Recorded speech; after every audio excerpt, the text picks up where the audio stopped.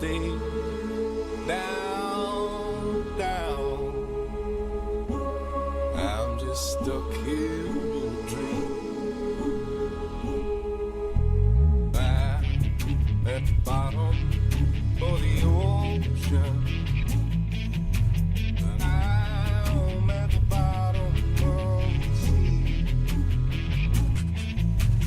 I'll stay down, down. I'm just stuck here in a dream.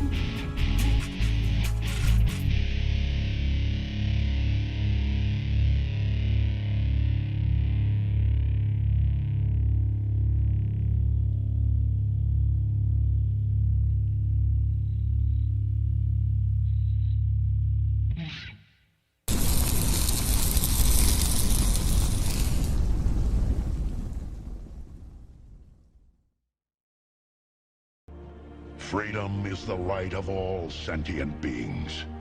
Broadcasting live from the basement of the Pentagon. This is WTF Nation Radio. This is a public service announcement from C.T. Fletcher. I will not contribute to the pussification of a nation. Get your punk ass out there and work for it, motherfucker. I looked my woman in the eye sockets. I told her straight out. I just said it, man. I said it. I said, bitch, I'm the man of the house. You said bitch, though. You called your wife a bitch. Yeah. Let's roll.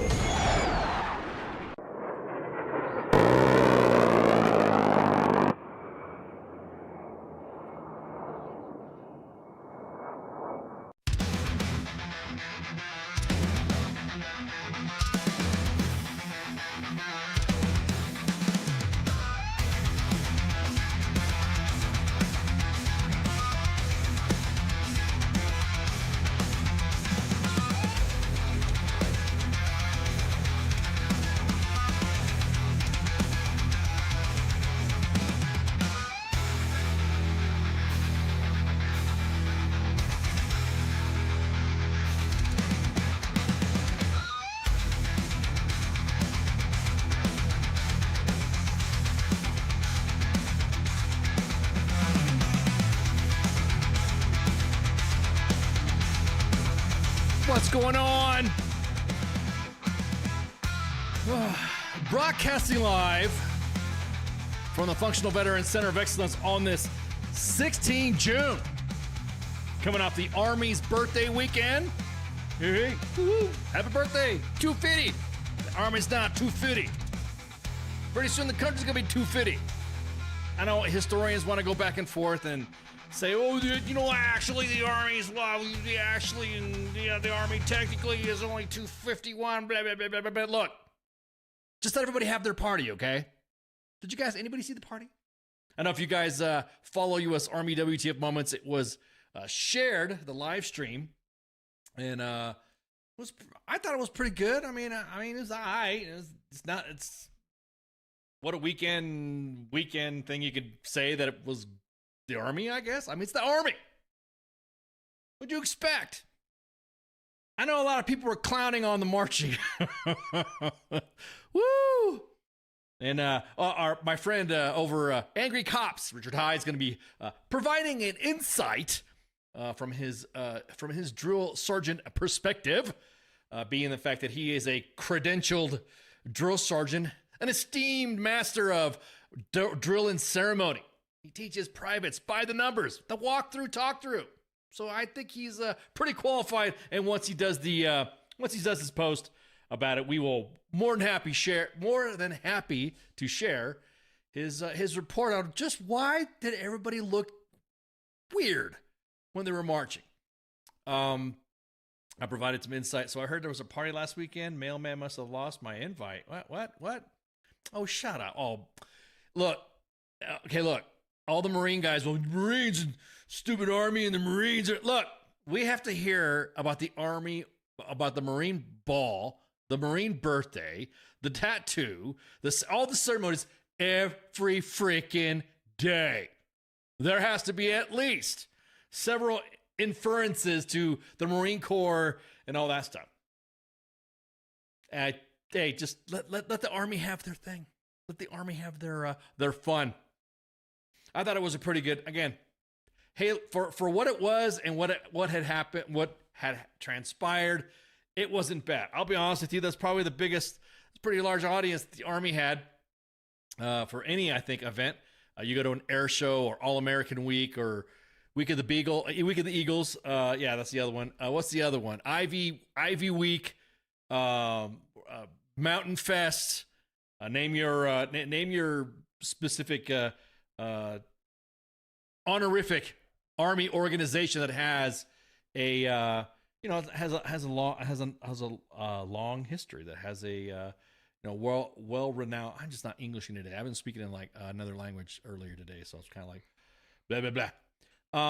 So yeah, so it wasn't bad for the Army thing. Now, of course, this being the Monday edition, I do love the fact that this is the Monday edition. That people were making it so fucking political. Like, look, dude,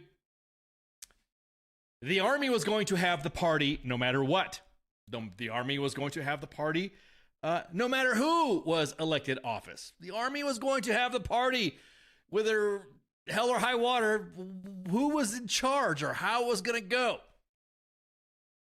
The Marines are 250. Yeah, the Marines should get it too. The Marines should have a parade. That's right. The Marines should have yeah. All the services should have I don't know how the Navy will pull off a parade, though. Are they going to, probably have, a passing review of ships or something like that? All these aircraft carriers? Or the Marines, the same thing, How's it going to happen? Amtrak's on the, LAV-25s. They don't have tanks, so. But all the services should be celebrated. Look, I'll be honest with you, just seeing all the drama and the hate in the comments when we shared the live stream on U.S. Army WTF Moments. Hey, you leaders need to be ashamed of yourselves. Because, your soldiers saw that. Family members of your soldiers saw that. Moms and dads of your soldiers saw that. All your little comments. I will say the screenshotting was quite active that day, just watching. We were just shaking our heads. I could not believe that individuals in this day and age on Al Gore's internet had the audacity to shit on our soldiers that were in the parade. Unreal. Like, this is the one time you could have just put that shit down and looked for your family member, look for one of your soldiers that were, you know, hey, that's my troop. Yeah. All that. Oh, yeah. Nope. Instead, you guys were throwing the fucking comments against Donald Trump, against President Trump, who is the commander in chief of all of our forces. And you guys just couldn't hold off for a couple hours while you were literally, I mean, you put that all over Al Gore's internet, specifically you MI people, individuals in the military intelligence community, especially around Fort Meade. I'm just going to say, either you're really fucking stupid or you have a sack to post what you posted on the Fox News stream, on the WTF Moment stream. Again, there's just some soldiers that were happy just to be in a historical parade. And it's historical. It's historical. It's history. You're only 250 years once. I just hope for the whole 400th anniversary that they have the soldier for life, you know, the retirees. I was expecting like some, you know, after all that pomp and circumstance of everybody coming and everyone was marching through, yeah, seeing all the vehicles rolling by. Yeah, look at those tanks, those Strykers. That one LMTV that was that had no armor on the tires, even little towing that artillery piece, that little LMTV was just happy to be there to include the crew that were manning it. I didn't see no retirees, though, at the end. I didn't see no soldier for life. I didn't see a soldier for life formation. Like, they couldn't just gather a bunch of retirees. Hey, if you're in the area and you want to march in the parade, let us know. So that way we have just, hey, here's some retirees to show. Not VFW, not fucking American Legion. Just like have the retirees show up, and then we'll be more than happy. I would have loved to walk around there, but too busy walking around other places. That would have been awesome to see. All the army, blah, blah, blah, and then they have the retirees and shit like that. Watching the VA just like, okay, that guy, I know he's got 100%. He's going to get his shit audited. No. Isn't he on profile? Did he get mudboarded? Oh, no, he's got to. I'm just kidding. I just thought it would have been pretty cool to see the retirees walking out at the last, like, hey, the retirees. These are the retirees, just a group of them. You didn't have to get a lot. Have them walk with a soldier for life flag or something like that. That I think would have been like a good touch. But hey, maybe the next 250 or another 250 will go by, and we'll see if they even include retirees. Like I said, you're only 250 years old once. So happy birthday, U.S. Army. If you're a veteran, a U.S. Army veteran, if you were an active duty reserve National Guard, you should have had some pride in seeing your soldiers, your buddies. Because, you know, guys got out, right? You seeing your friends, you know, driving a tank or saluting from a vehicle? Fuck, man. Who cares who's in charge? Who cares who's the president? Everyone fucking rolling their eyes. Oh, God.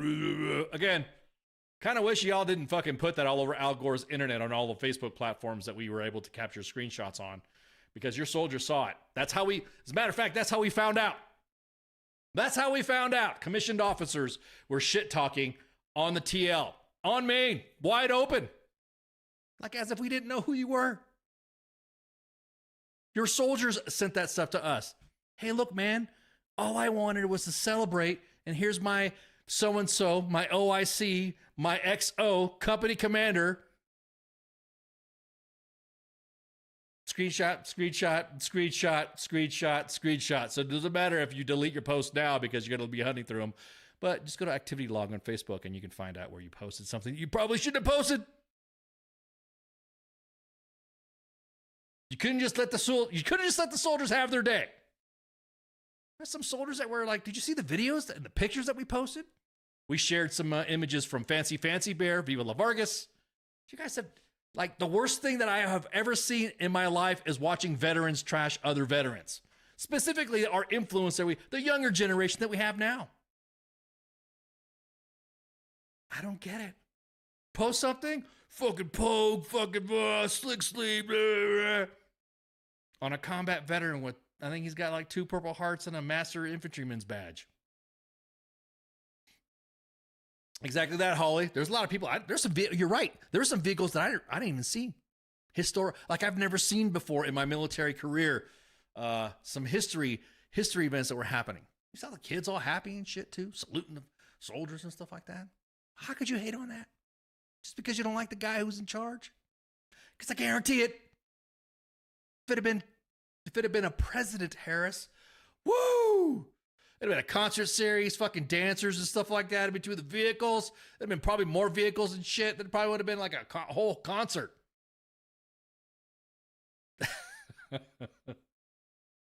So miss me with that bullshit. They're all the you'd have had fucking, well, I mean, I would say Harris, but you'd have had Harris there. Who the fuck was right? Oh yeah, Tim Walz. Yeah, you'd have been there too. And you know what? The soldiers would have performed professionally. And they would have been remarkable in the performance of that parade. Because again, you're only 250 years once. Stop being a bitch or pity and have a fucking, don't be butthurt. Look, it's whether you voted for him or not, it's about the soldiers. It ain't about you. Because trust me, some of your comments you were making about you. Authoritarian. What was that? You guys are, you're promoting authority. We got our inbox is spicy too.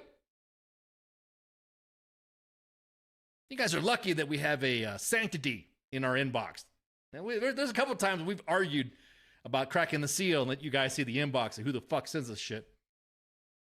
For almost 20 years, we have not broken that seal, ever. Nor will we ever, but I'm just saying, God, you guys are fucking brave. Woo! Calling us authoritarians, totalitarianism supporters. That we this, we that, felon this, felon that. I'm so glad this is a Monday edition. Holy crap. Like, shut up. Other notes. Hey, that was my striker. Oh shit, I had that tank. That was my tank and such and such. It's, oh my God, look at this. I recognize that vehicle. Hey, that's my shit. Hey, that's my bro.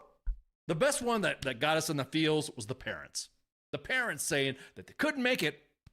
They could not make it to D.C. for whatever reasons. I mean, not everybody can get to D.C. You know, it's not uncommon, but you should, at least if you're around the area, you could try to make it to D.C. And they probably because the younger veterans were, probably because the younger generation loves running their mouths to older veterans, having some newbie that just finished telling me all sorts of shit. Or best in combat and talking crap, and then new guys that haven't even been in combat acting like they've done it. Oh man, well, I'm gonna say this right now, is that a lot of them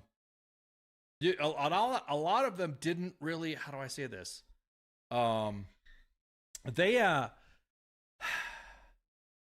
You're right. Some of them do just like to talk shit, which is funny because the ones that they're in our inbox crying about whatever their fucking unit did. So those, we like to watch that too. So we can at least say that about the inbox. But Jesus Christ, dude, stop. It's not a big fucking deal. Let the kids have their fun. You can go to the VFW or the American Legion and cry at the bar, or go to whatever fucking left-leaning fucking whatever and call whatever or go whatever supporting.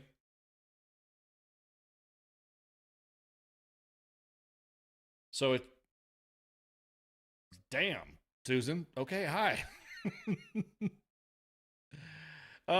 So again, yeah, you're right. That's a good point. Again, just watching veterans trash veterans, or watching current soldiers, or guys that only did probably one tour, that probably have a DD-214 that doesn't even want you to fucking come back in, talk a lot of shit. Now, of course, everyone was freaking the fuck out. And I'm glad you brought it up, Holly, about a ceremony. You know, the president of the United States is the commander-in-chief. He's authorized to swear in soldiers, to enlist them. Obama's done it. Biden's sort of kind of done it. He's been there, I guess. Clinton, Bush, they've all been there to swear in new enlistees or re-enlistments. It's not an uncommon practice. We're not fucking falling. The planet's not, the sky's not falling. Unless you're in Iran, the sky's be falling pretty fucking hard right now. I'm just,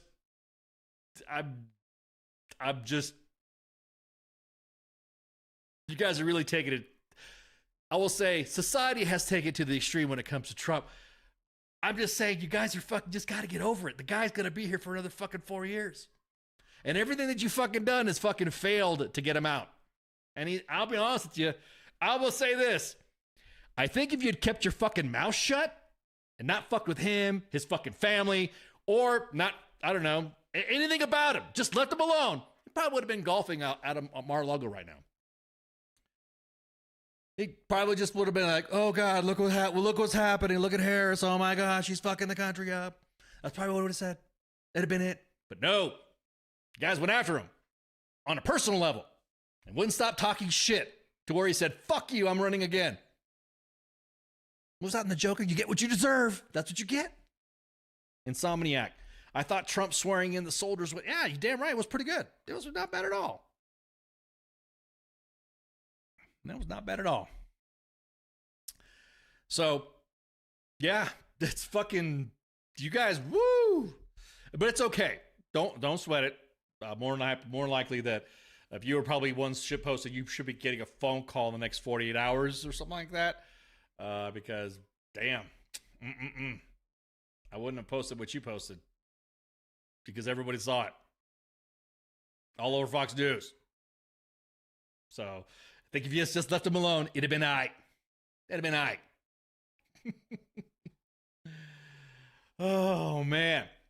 Another thing, okay, about the marching and stuff like that. Once Drill Sergeant High gets back with us and provides an analytical breakdown of the reason why it looked odd that these individuals were marching the way they were, and why a lot of individuals seem to be out of step, and because there was probably some technique there that was probably not a good idea to have these soldiers do.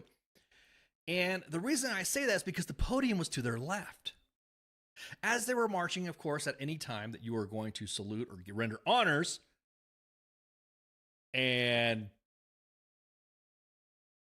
what do you say? What do you do, right? You say, eyes right. What do you do, right? Fucking eyes right.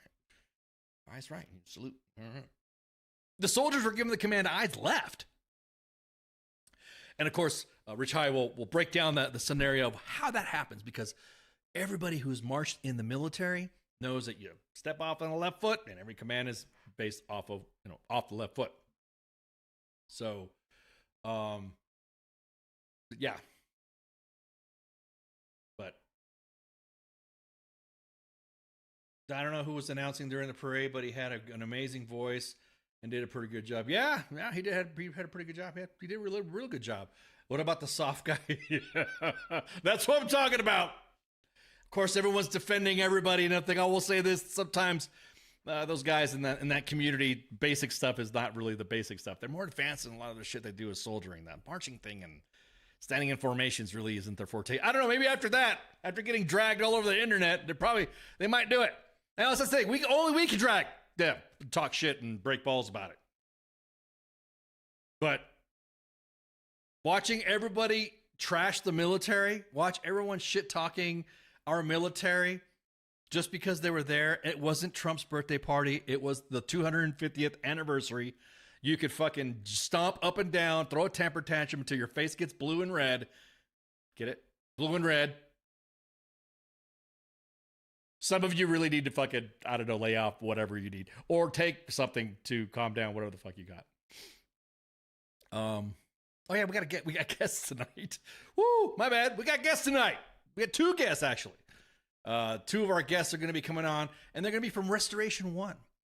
And Restoration One, they deal in, how do I say this? They deal in, damage control. And part of it is mold. So we're going to shoot the shit about restoration, what they do, how to do recovery, basically. So they're also vets. So we're going to get a little bit, a little bit of background on them, what their stories are. But I'm excited because mold seems to be hot. Well, actually, when it is hot, mold is hot. Why didn't you go there? Oh, I'm not going to. I mean, I had CQ in the crew there. So, yeah, I had CQ in the crew. And Nemo and some other behind the scenes members of the WTF Nation that were there. They were doing a pretty good job. So if you guys don't know, if you guys follow our collab app, Hutch and Cots, the app is quickly approaching 15,000 downloads. And it's already working on a 3.0, a version 3.0. So that's pretty cool. That's good shit. So shout out to Hutch and Cots for doing the Lord's work and cataloging and getting all that information of all the facilities. Make sure you download Hutch and Cots. You notice in the inbox, we're telling everybody to use the app, and that way it's a better track because Army leaders are seeing that the soldiers are using that a lot more than, like I said, 15,000 downloads, man. Woof. That's a lot. That's a lot. So, did you? All right, I got a personal DM. Did any of those vehicles that were there, did you learn how to drive as a private? Wow. As a matter of fact, yes. One of the vehicles that was there, I learned to drive as a private. But it was a newer model. The Jeep, yes, the Jeep. I learned to drive that as that was the first vehicle that I was checked off for a military license. Shut up, I'm not that old. But yeah, that's what the like Holly was saying, some good shit, some good historical stuff. There's vehicles in there. I was like, what the hell is that? I had to send a DM to one of my buddies, like, dude, what is that? And they'd tell me what it is or something like that. So yeah, that's pretty cool. I dig stuff like that. That's historical stuff. So, all right, this is something that's kind of funny. It's been hitting the inbox lately. I don't know how to say this. If something hits the inbox and it gets posted, it's not coming down. Yeah, LPCs. Yeah, what's up, Gary? It's not coming down. I'm gonna show you. As a matter of fact, when it gets posted on U.S. Army WTF Moments, when you see the Facebook page, at the same time, there's two other platforms that are synchronized to post the same content. So if a picture gets posted on Facebook and you're like, oh, this is messed up, it needs to come down. Well, it's not, unless the cops tell us, hey, you need to take this down. And there have been cases where law enforcement, specifically the feds, have asked us, hey, can you take that down? Because we're working on a case and blah, blah, blah, blah, blah, blah, blah. And here's the reason why. We get the details. Again, inbox sanctity. And we're like, oh, okay, yeah, sure. And that's about the only time we see it come down. The banning criteria. If you post next of kin information, you're going to get banned. No takesies, backsies, no. Like, for instance, during the helicopter collision in D.C., recent helicopter incident in Fort Campbell, and including the individuals in Lithuania that perished in the M88. There were some assholes there that really like to post that shit first. I got to be the first one to post. The worst ones are the fucking dependas. I think we now can say that the pendas now it's an acceptable term to say. The pendas. And they're the ones that like to be quick. Oh, because I know, and I know, and I know. And because of that, someone told me that I heard my dog's groomer fucking pooper scooper detail, dog walker's sister, aunt said this. And then they try to run around. So we will ban you. We will ban you if you post information that breaches next of kin. That's common courtesy. When the Army announces it, the Army usually reaches out to us and says, hey, here's what's happening. Here's what's going on. You guys probably have information, which usually we do, of the individuals or said in incident details, blah, blah, blah, blah. What do you have? There's usually an exchange of notes going back and forth. And we go, yep, this is the information that we have. And again, sometimes it usually assists in their investigation. Do you have anything that might have assisted in this? Do you know what's going on? Did you get any details? Because we get an inbox inquiries a lot from individuals conducting an AR-15-6 investigation on whatever incident's happening. So that's about really the only cross. And again, it's only a serious incident, especially if there's a fatality involved and we see it posted on there. Blam, blam, blam. You deleted. You're gone. Matter of fact, you won't even, not only are you not going to be able to access U.S. Army WTF moments, but you're not going to be able to access WTF moments on Instagram, which is where we're at, on Facebook, which is where we're at, and on Twitter. Yeah, just block, block, block, block, block. Yeah. You're blocked. Other than that, what you post on Al Gore's internet, yep. So let's go back to content. When content gets posted on said platforms, here's what happens. It gets posted, everyone reacts or chuckles or ha ha ha, whatever.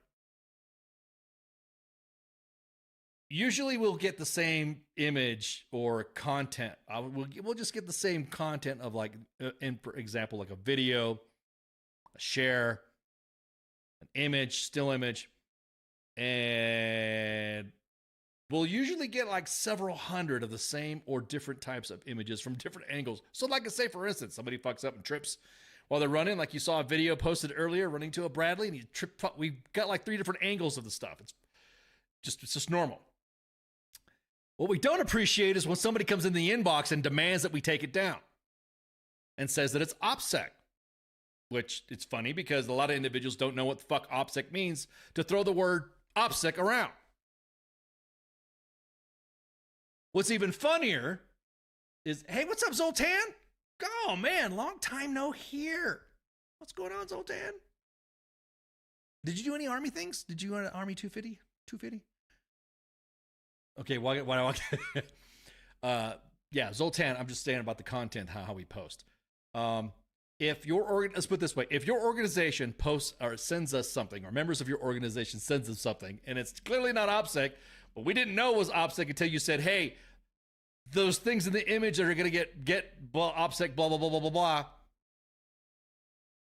and 19 other images have been sent into us from different angles. Like I said, I'm kind of like being subtle here, the subtlety on this, because I'm letting a command know right now. If you're going to bust somebody for sending us something, you better bust your whole organization.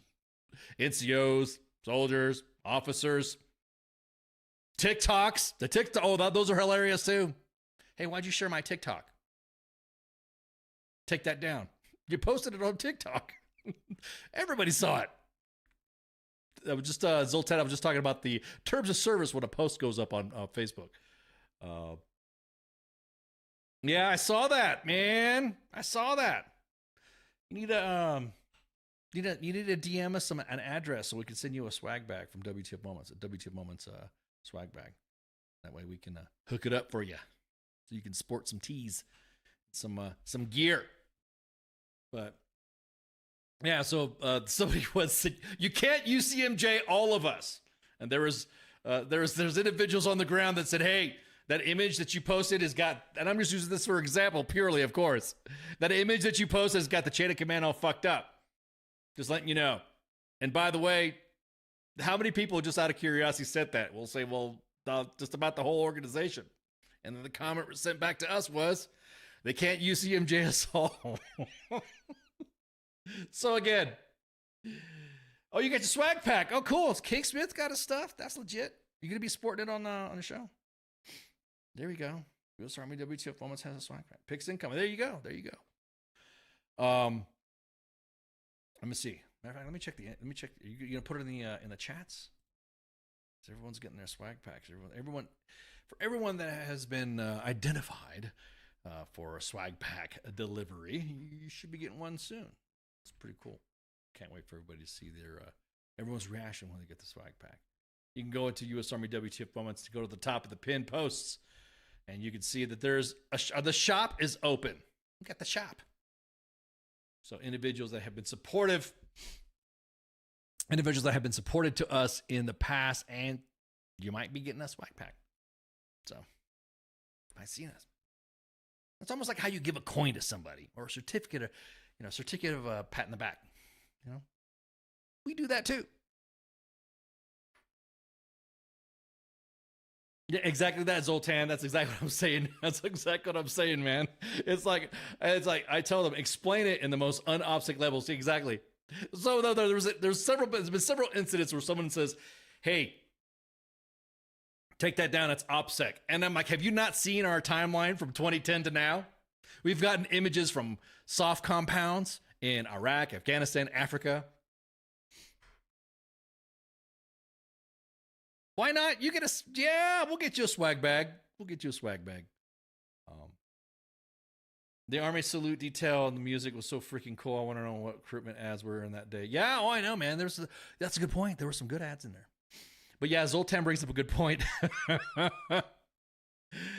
What is OPSEC? Tell me, what is OPSEC? Isn't there supposed to be some criteria on there for the what is supposed to be OPSEC? We get it all the time. The famous one we got was what there was a patch painted on the ground. You need to take that out. That's OPSEC. Oh, or fucking, a Connex. You need to take that out. That's OPSEC. Wait a minute. Did you guys see the demonstration at Trump, for President Trump at Fort Bragg? And that Connex had the fucking missiles in it? Ooh. But they can, like you said, Zoltan, they can never explain it. So we get the threats. Literally, we'll have people coming in the inbox. Well, you guys are a bunch of fat specialists. Take that crap down, and you guys are detrimental to the Army. Yeah, I don't know how the Army does this, blah, blah, blah. Oh, yeah, exactly. Yeah. Yeah, see? Ryan says, I'm glad I was in when there wasn't social media and the stuff that we did never saw the light of day. That's what I'm saying. There's stuff that we posted from 2010 to now that has seen the light of day that is 100% harmless. But for some reason, commands like to say, or individual NCOs that, I didn't know there were I didn't know this OPSEC experts just came out. That's like exactly that. OPSEC experts are like exactly tsunami expert, rocket experts, missile experts. Yep, exactly. PSYOP experts. Oh, tell me about it. Yep. So, Zoltan, Ocean's 11 in the YouTube chat wants you to fix the OML number, please. Pagey Zoltan to the YouTube chat. So yeah, again, it's not coming down. If your buddy said something with you in it, talk to them. It's not coming down.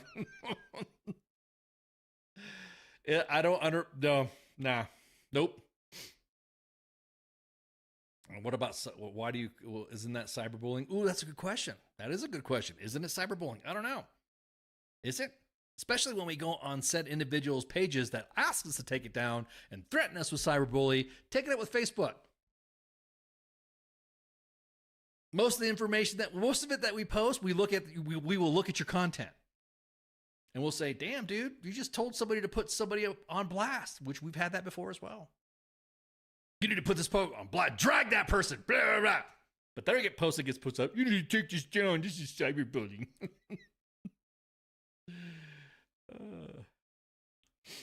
It usually ranges from the veterans to specialists. It's a gray area. Back in my day, we didn't do that. I was there. We did the same thing. Yeah. Zoltan says no. OML numbers? No. There you go. Man, you guys don't upset Zoltan. He's always in the chat shooting the breeze with us. Friendly. He's an ally to the WGF Nation. Sometimes you'll see us post some of his stuff from his desk. So don't pick on Zoltan. Zoltan's got connections. You'll probably end up going to Jaybird or something like that. Or some of those undisclosed locations that nobody wants to go to. Some individuals want to go to Korea, though. I should have taken advantage of a Korea tour. But go to the Facebook. Go to the Facebook. Oh, okay. Oh, whoa. We got. There we go. Let me see. Let me get a window cap here. Let me get a window cap here. Some of the swag. Some of the swaggage. Look at that. Oh man, you guys look good. Oh man, look at our very own King Smith. Straight to Gitmo. I'm just saying, don't fuck with Zoltan. He's going to send you to Gitmo. Look at that. Oh, that's what some of you individuals that are receiving swag bags should be getting some of the stuff like ball cap. That's what I'm talking about. Why I'm the freaking boss? How the hell am I not going to get that freaking swag bag? Oh man, looking good, King. Looking good. That's what I'm talking about. Let's see, I got another one here. Who's this? Oh, there we go. There's Mom. Look at that. There you go. Look at everyone looking. Everyone sporting their stuff, man. Looking good. Looking good. That's what I'm talking about. Honestly, Army WTF Moments stands as an example of don't do something or the whole military is going to know what you did, and pretty good deterrence from doing stupid stuff. Well, that's the thing. That's the whole theme of the game, right? It's called U.S. Army WTF Moments, which is what? A WTF moment. If you see somebody running towards a Bradley and they trip and fall, what's the first thing you do? As veterans, as members of the military, hey, are you okay? Yeah, I'm good. And then we laugh to make sure they're okay. That's a WTF moment. What are your topics? Oh, yeah. Off topic? No, not really off topic because we're going to talk about it later, too. Matter of fact, we'll talk about it real quick right now. What are my thoughts of the president, our president, telling to leave Tehran immediately? I'll say he's probably caused one of the largest traffic jams in that city in a long time. What do I think? I don't know. The way the world has been going, I thought, well, I mean, come on, Insomniac. I thought the public at large would be supporting the U.S. soldiers and not trying to drive a wedge between the veteran community and active duty soldiers just because of somebody who's standing on the podium. But here we are.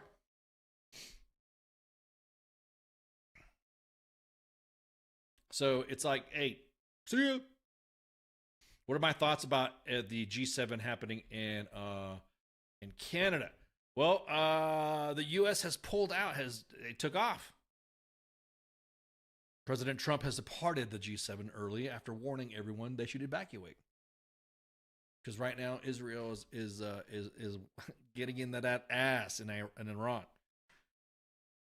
Again, just like Ukraine and Russia, just like Israel and Iran, all the stuff that happened, or cadences that I used to sing back in the day, are coming true with other people doing it. Oh, yeah, I'm about to say you still need to give us some coins. Yeah, exactly that. Zoltan, let us know. And we'll get you, we'll play. Actually, we could, we could talk offline. We could be your proxy for your Zoltan hunt. You just got to tell us what you do for it, because a lot of, we staff members all across the country. So you just let us know what your criteria is, and so that way we can make sure that it's practicing. There's CSMs out there whose skins crawl just hearing y'all's name, and it's just hilarious. So yeah, it's funny. Too easy, Zoltan. I appreciate it. Yeah, it's funny. Yeah. Oh yeah, you saw that video of the newscaster in Tehran? Matter of fact, let me see if are we gonna get in trouble? Wow, I don't think Iran's gonna give us a content strike for this. I don't know, can they? I don't know. Russia and Belarus banned us and got pissed off and tried to take the page down. So let's see. Yeah, you're right. I remember seeing that. Newscaster gets bombed or gets rocketed. What was it? She was on there, right? I can't remember. I only saw a glimpse of it. Okay, yeah, she rocketed. Okay. Let's see.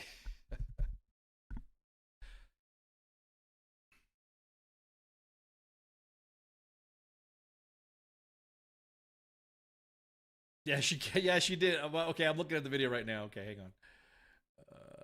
Okay, I got a 17-second clip that I can post right here. Exactly. It's OPSEC. Yeah, exactly that. Zoltan got the jokes. It's OPSEC. All right, let's see what happened here. I don't even know what she said, so I don't know. If you guys can speak Persian Farsi, then wait, is it Persian Farsi? Yeah, I could now. Yeah, imagine it happening to me. I don't know. I've had Baby Ice walk into the show before I was on camera. He walked in here, told everybody he had to go potty. I remember that. So hang on, let me see if I can get the sounds up right here. So.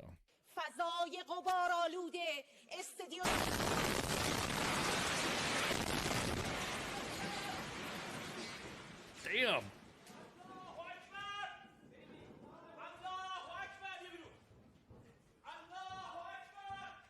فضای غبار آلوده استادیوم I know I always break balls about watching reaction videos, and TZ always makes fun of me for watching and laughing at people who watch reaction videos. So you're all joining me in this reaction video. Yeah, she got wrecked.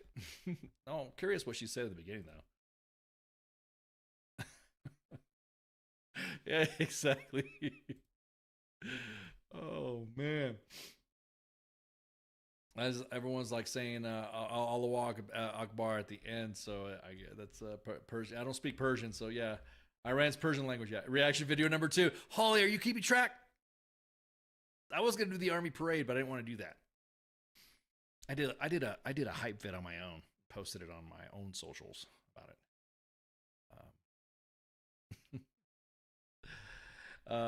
Did you see the videos of the rockets flying into Tel Aviv? I did. Holy shit, man. That was that was nuts. That was nuts. Just seeing it. It's almost it's pretty fucking crazy to see that. It almost looks. It looks eerie. It's just like you're watching that shit, going, "Damn, dude, you're fuck." It just someone was saying that it's watching that come in, and it's almost mesmerizing. People are just watching it, land. But yeah, Iranian rockets hit Tel Aviv, and yeah, somebody submitted Purple Heart. Yeah, the rockets hitting Tel Aviv. Yeah, that was crazy watching that shit. Like I said, it looks almost. Somebody said it was like mesmerizing. Like, oh shit, and then watching it just fall in. It's like people aren't used to that, I guess. I mean, well, I should say Israel is used to that, but us, I couldn't even imagine us being. So, she's more infantry than Cav Scouts. Damn, dude. Why you bashing something that doesn't exist anymore? That's like bashing Marines with no tanks. Yeah, I'm looking at all the videos and stuff. Hang on, I'm trying to find videos of it's hitting. Not hitting, but flying in. Also happening in have you seen anything in whoever stormed a budget meeting? I just did. What?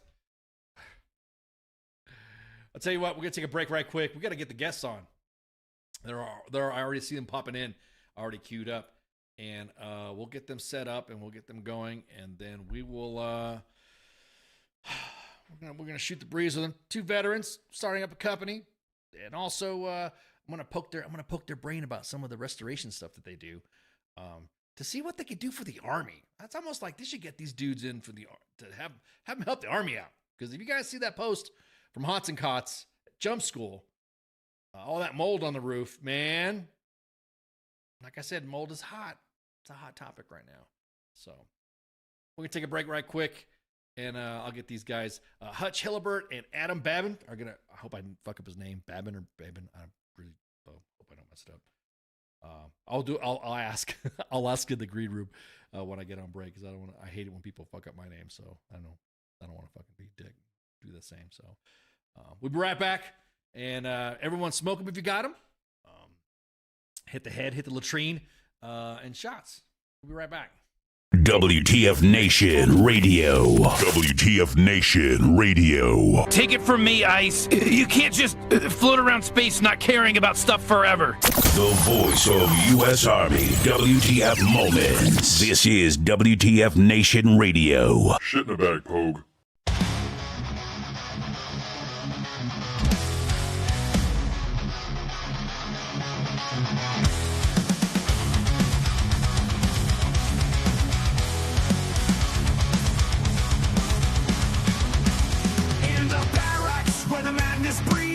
Soldier's tale of wild misdeeds, from the chow hall to the PT grind.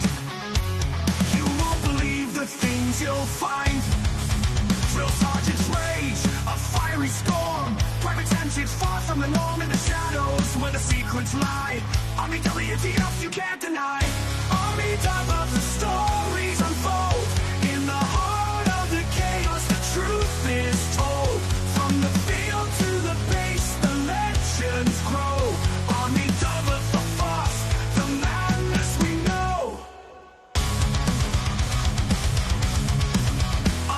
Stuck in the mud so deep, A midnight rain, no time for sleep. Emerge straight like golden hand. The strangest sights in this foreign land. Drill sergeants rage, a fiery storm. Private antics far from the norm in the shadows where the secrets lie. Army WTF you can't deny. Army WTF, the stories unfold. In the heart of the chaos, the truth is told. From the field to the base, the legends grow. Army WTF, the madness we know.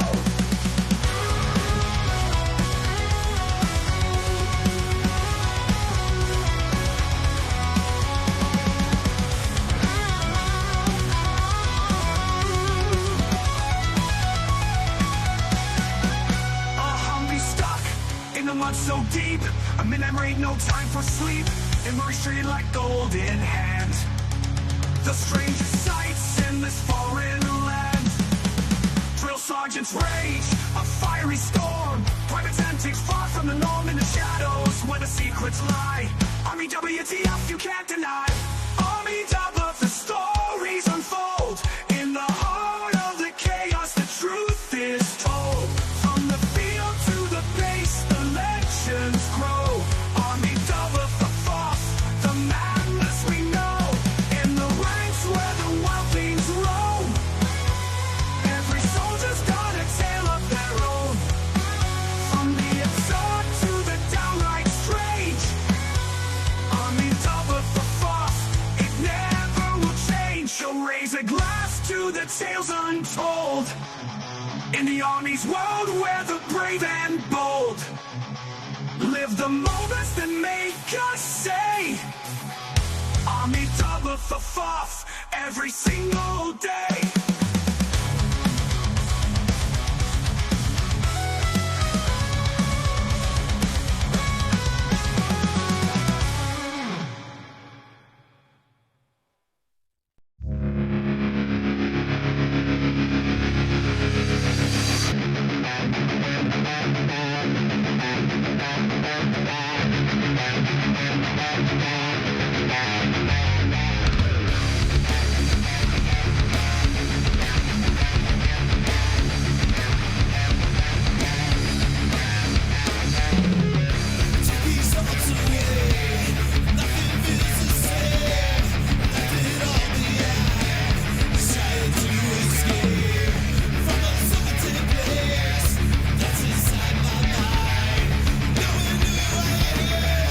Knowing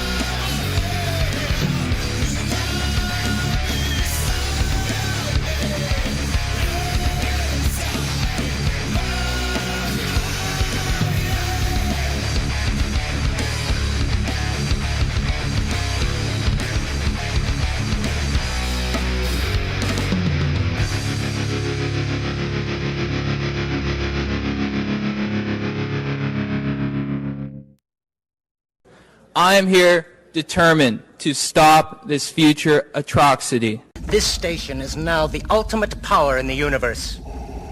I suggest we use it. The voice of U.S. Army, WTF Moments. This is WTF Nation Radio. I find your lack of faith disturbing. Everything stated on WTF Nation Radio is to be considered the opinion of the person that stated it, and not an official representation of WTF Nation Radio or U.S. Army WTF Moments. Price does not include tax, title, or license. Some assembly required. Each item sold separately. Batteries not included. Objects in mirror are closer than they appear. If conditions persist, contact a physician. Individual results may vary. Keep out of the reach of children. Avoid prolonged exposure to direct sunlight. Keep in a cool, dark place. And please enjoy the show. Shots.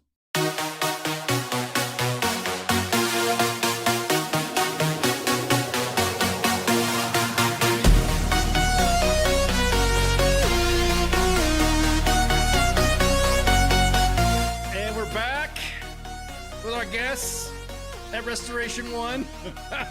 Fucking with me because I couldn't say the name right. Oh man, Hutch, Hillebert, and Adam Babin. There you go. Welcome. Or Babin. Or Babin. Yeah. Or Blabbin. Yeah. Sorry. By the end of this. By the end of Babin, Blabbin. But anyways, Restoration 1. These gentlemen here are veterans, and so we're gonna shoot the breeze with them. And I know, like I said during my initial diatribe, mold and mold damage are a hot topic in the U.S. Army right now. So these gentlemen are going to give us a rundown on how, and just basically, first off, we want to highlight that they're veterans, and then we also want to highlight them and what they do and what they've seen. So, gents, whoever wants to go ahead and start off their story. Go ahead. I don't want to blab, so.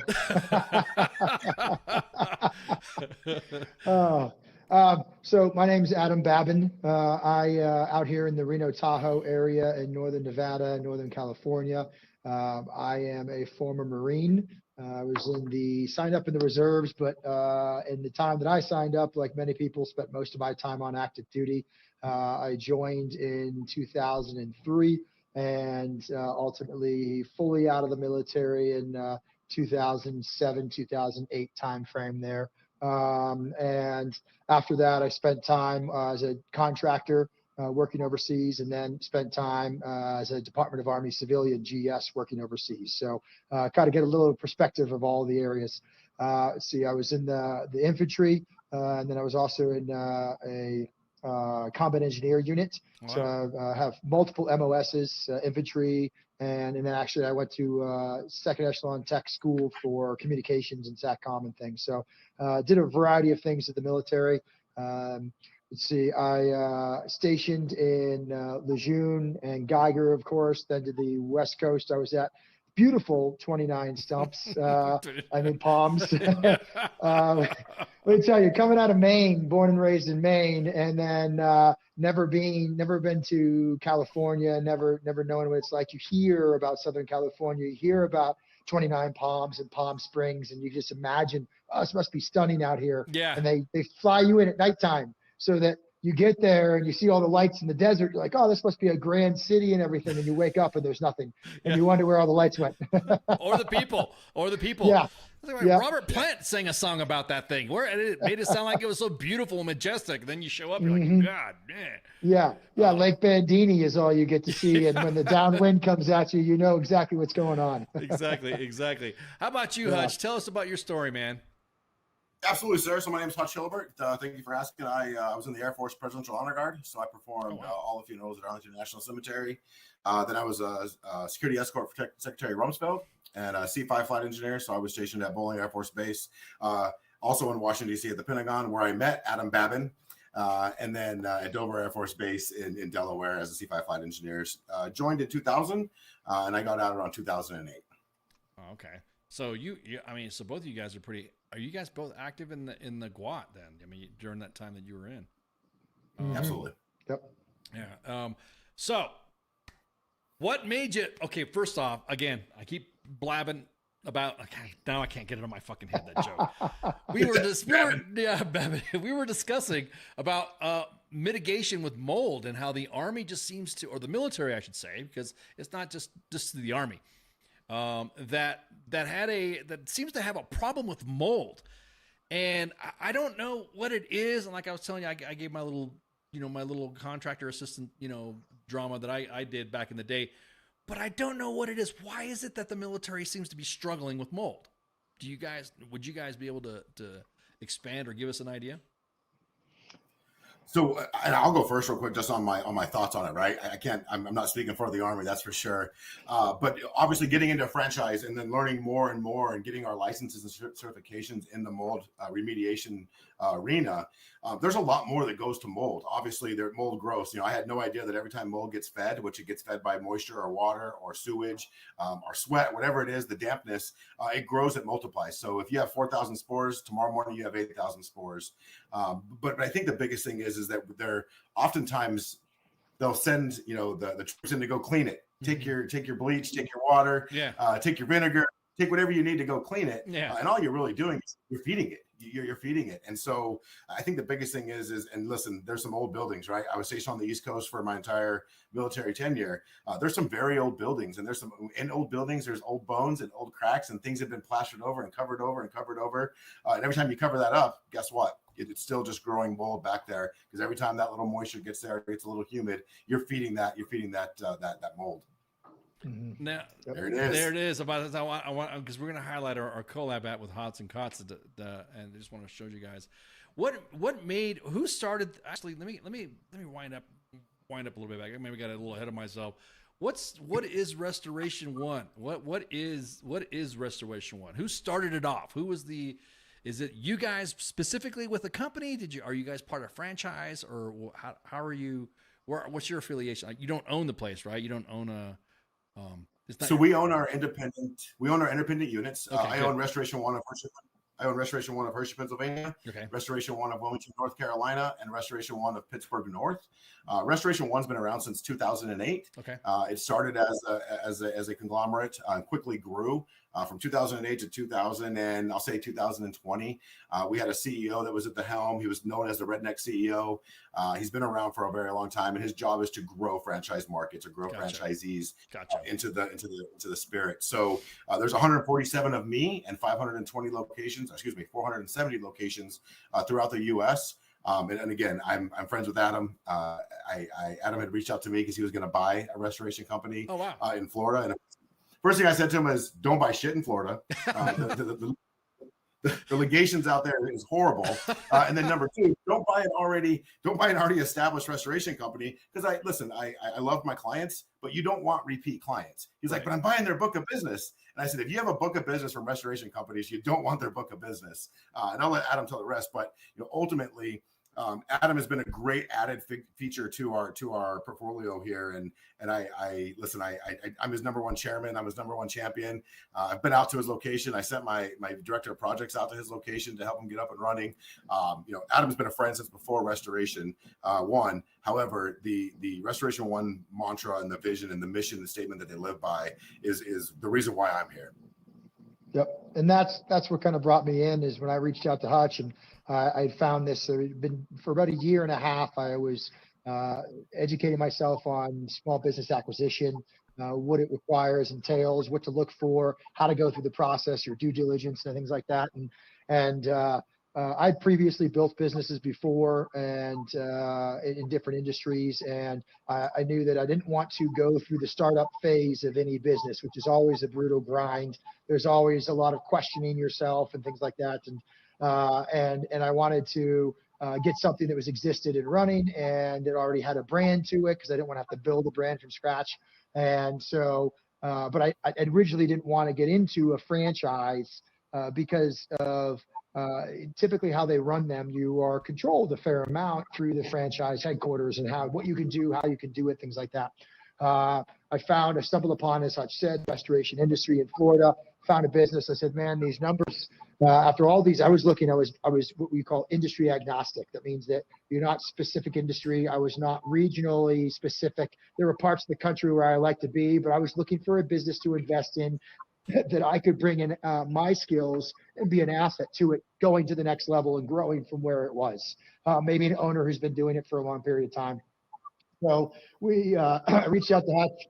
showed him what I had, and I thought it might have been his part of his franchise. Colors were similar and whatnot. And then that's where, a 20-minute, 30-minute call on a Saturday afternoon turned into 3 hours. We went over finances and stuff like that and talked about the reality of the industry. And then he shared with me about Restoration One and the franchise. And it connected me with the franchise director about new franchisees. And I had a phone call with that and CEO at the time. And like Hutch said, the franchises core values, what they talked about, what they believed in, what was important to them, how they ran it shouldn't say run, but their beliefs and SOPs and our interaction as an owner to the corporate level headquarters there was everything that you would want without having to be controlled by a franchise and so that's why I ultimately pulled the trigger. Now, is there some sort of training program to where you guys, like, say you want to get involved in this, and you get ready to start off, and then is there something? Okay, well, you're restoration specialist. You got to know about restoration. What's the experience level that they bring you up to if you don't have any? Mm-hmm. Yeah, one of the big things that we do, and we have a really good training director that has been in the industry for 30 some years. Her dad was in the industry. She built out her dad's company. So she's in charge of making sure that, number one, before you open, that you don't open without your certification. So you need to have your water certification from the IICRC. You need to have your advanced structural drying or your ASD from the IIC certification firm. And then there's different steps, right? So you need your AMRT, which is for mold. You need your FSRT, which is for fire. And you got to have those certifications, and you have to keep, just like in the military, you have to keep your CEs concurrent, right? You got to keep up with them. You got to keep them going. That's one thing that I pride myself on R1 is that when I opened my doors finally, and I don't say that in a negative fashion, but after buying, I was like, shit, let's make some money, right? You just invested all this money in the franchise. Let's go make some money. No, there's a checks and balance, and they make sure you have all of your stuff, your ducks in a row. There's a telecom side, there's a training side, and then even more so, and I think Adam still is with this young lady. That director of training stays with you for a whole year. Oh, wow. Until you're ready for your own franchise consultant. So she stays with you for a whole year. She makes sure that that you're going to be successful. I mean, just last week, I'll sidebar a quick story. Just last week, we had our annual partner summit, and Adam calls me like the day before. He's like, dude, we're effing busy. One of my guys just got arrested. And I'm not trying to talk out of turn in here. But no. You got plenty of time. You got plenty of time. It happens to me too. I don't want to talk bad about somebody either, but it happens to me too. One of my guys got arrested, and we're busy, and my business is my business, it's my livelihood. And he's like, I'm not going to be able to make it to partner summit. And so I gave him a hard time, right? I'm like, no, pull the trigger, let's go. Who am I going to golf with, dude? You're supposed to golf with me at 98 degrees in Dallas on Saturday. But ultimately, she also called, and that's the one thing I'll tell you about R1 is it doesn't matter what you're going through. It can be personal, it can be business, it can be family. The camaraderie and the partnership within the R1 community is huge. It is almost like being in the military where they actually give a shit what you're doing on a day-to-day basis and how you're feeling. Well, yeah. Go ahead. And I was going to say on that note, when new owners, prospective owners reach out to us, they get our contact information from corporate and they say, well, can we talk to some other owners? Or say, absolutely. And, there's a bunch of us that are on a list that say, yeah, we'd love to talk to anybody who's prospective owners to essentially that might become our peers. They want to buy a territory. They want to come in. So they reach out to us and we chat with them. And what I always explain to them and really anybody else is I said, we didn't purchase a territory and become subordinates to some, some equity group that is going to tell us how to run our business so that it betters them. We actually purchased a territory that gets support from a marketing arm that is our brand, because that's our biggest support from them. And then we are now part of the largest restoration peer group in the country, because that's what it is. The number of other owners in this country that are always willing, no matter where they are in their life cycle of their business, willing to get on the phone with us, to have a Zoom call with us, to help each other out. It's amazing. It really is. Yeah.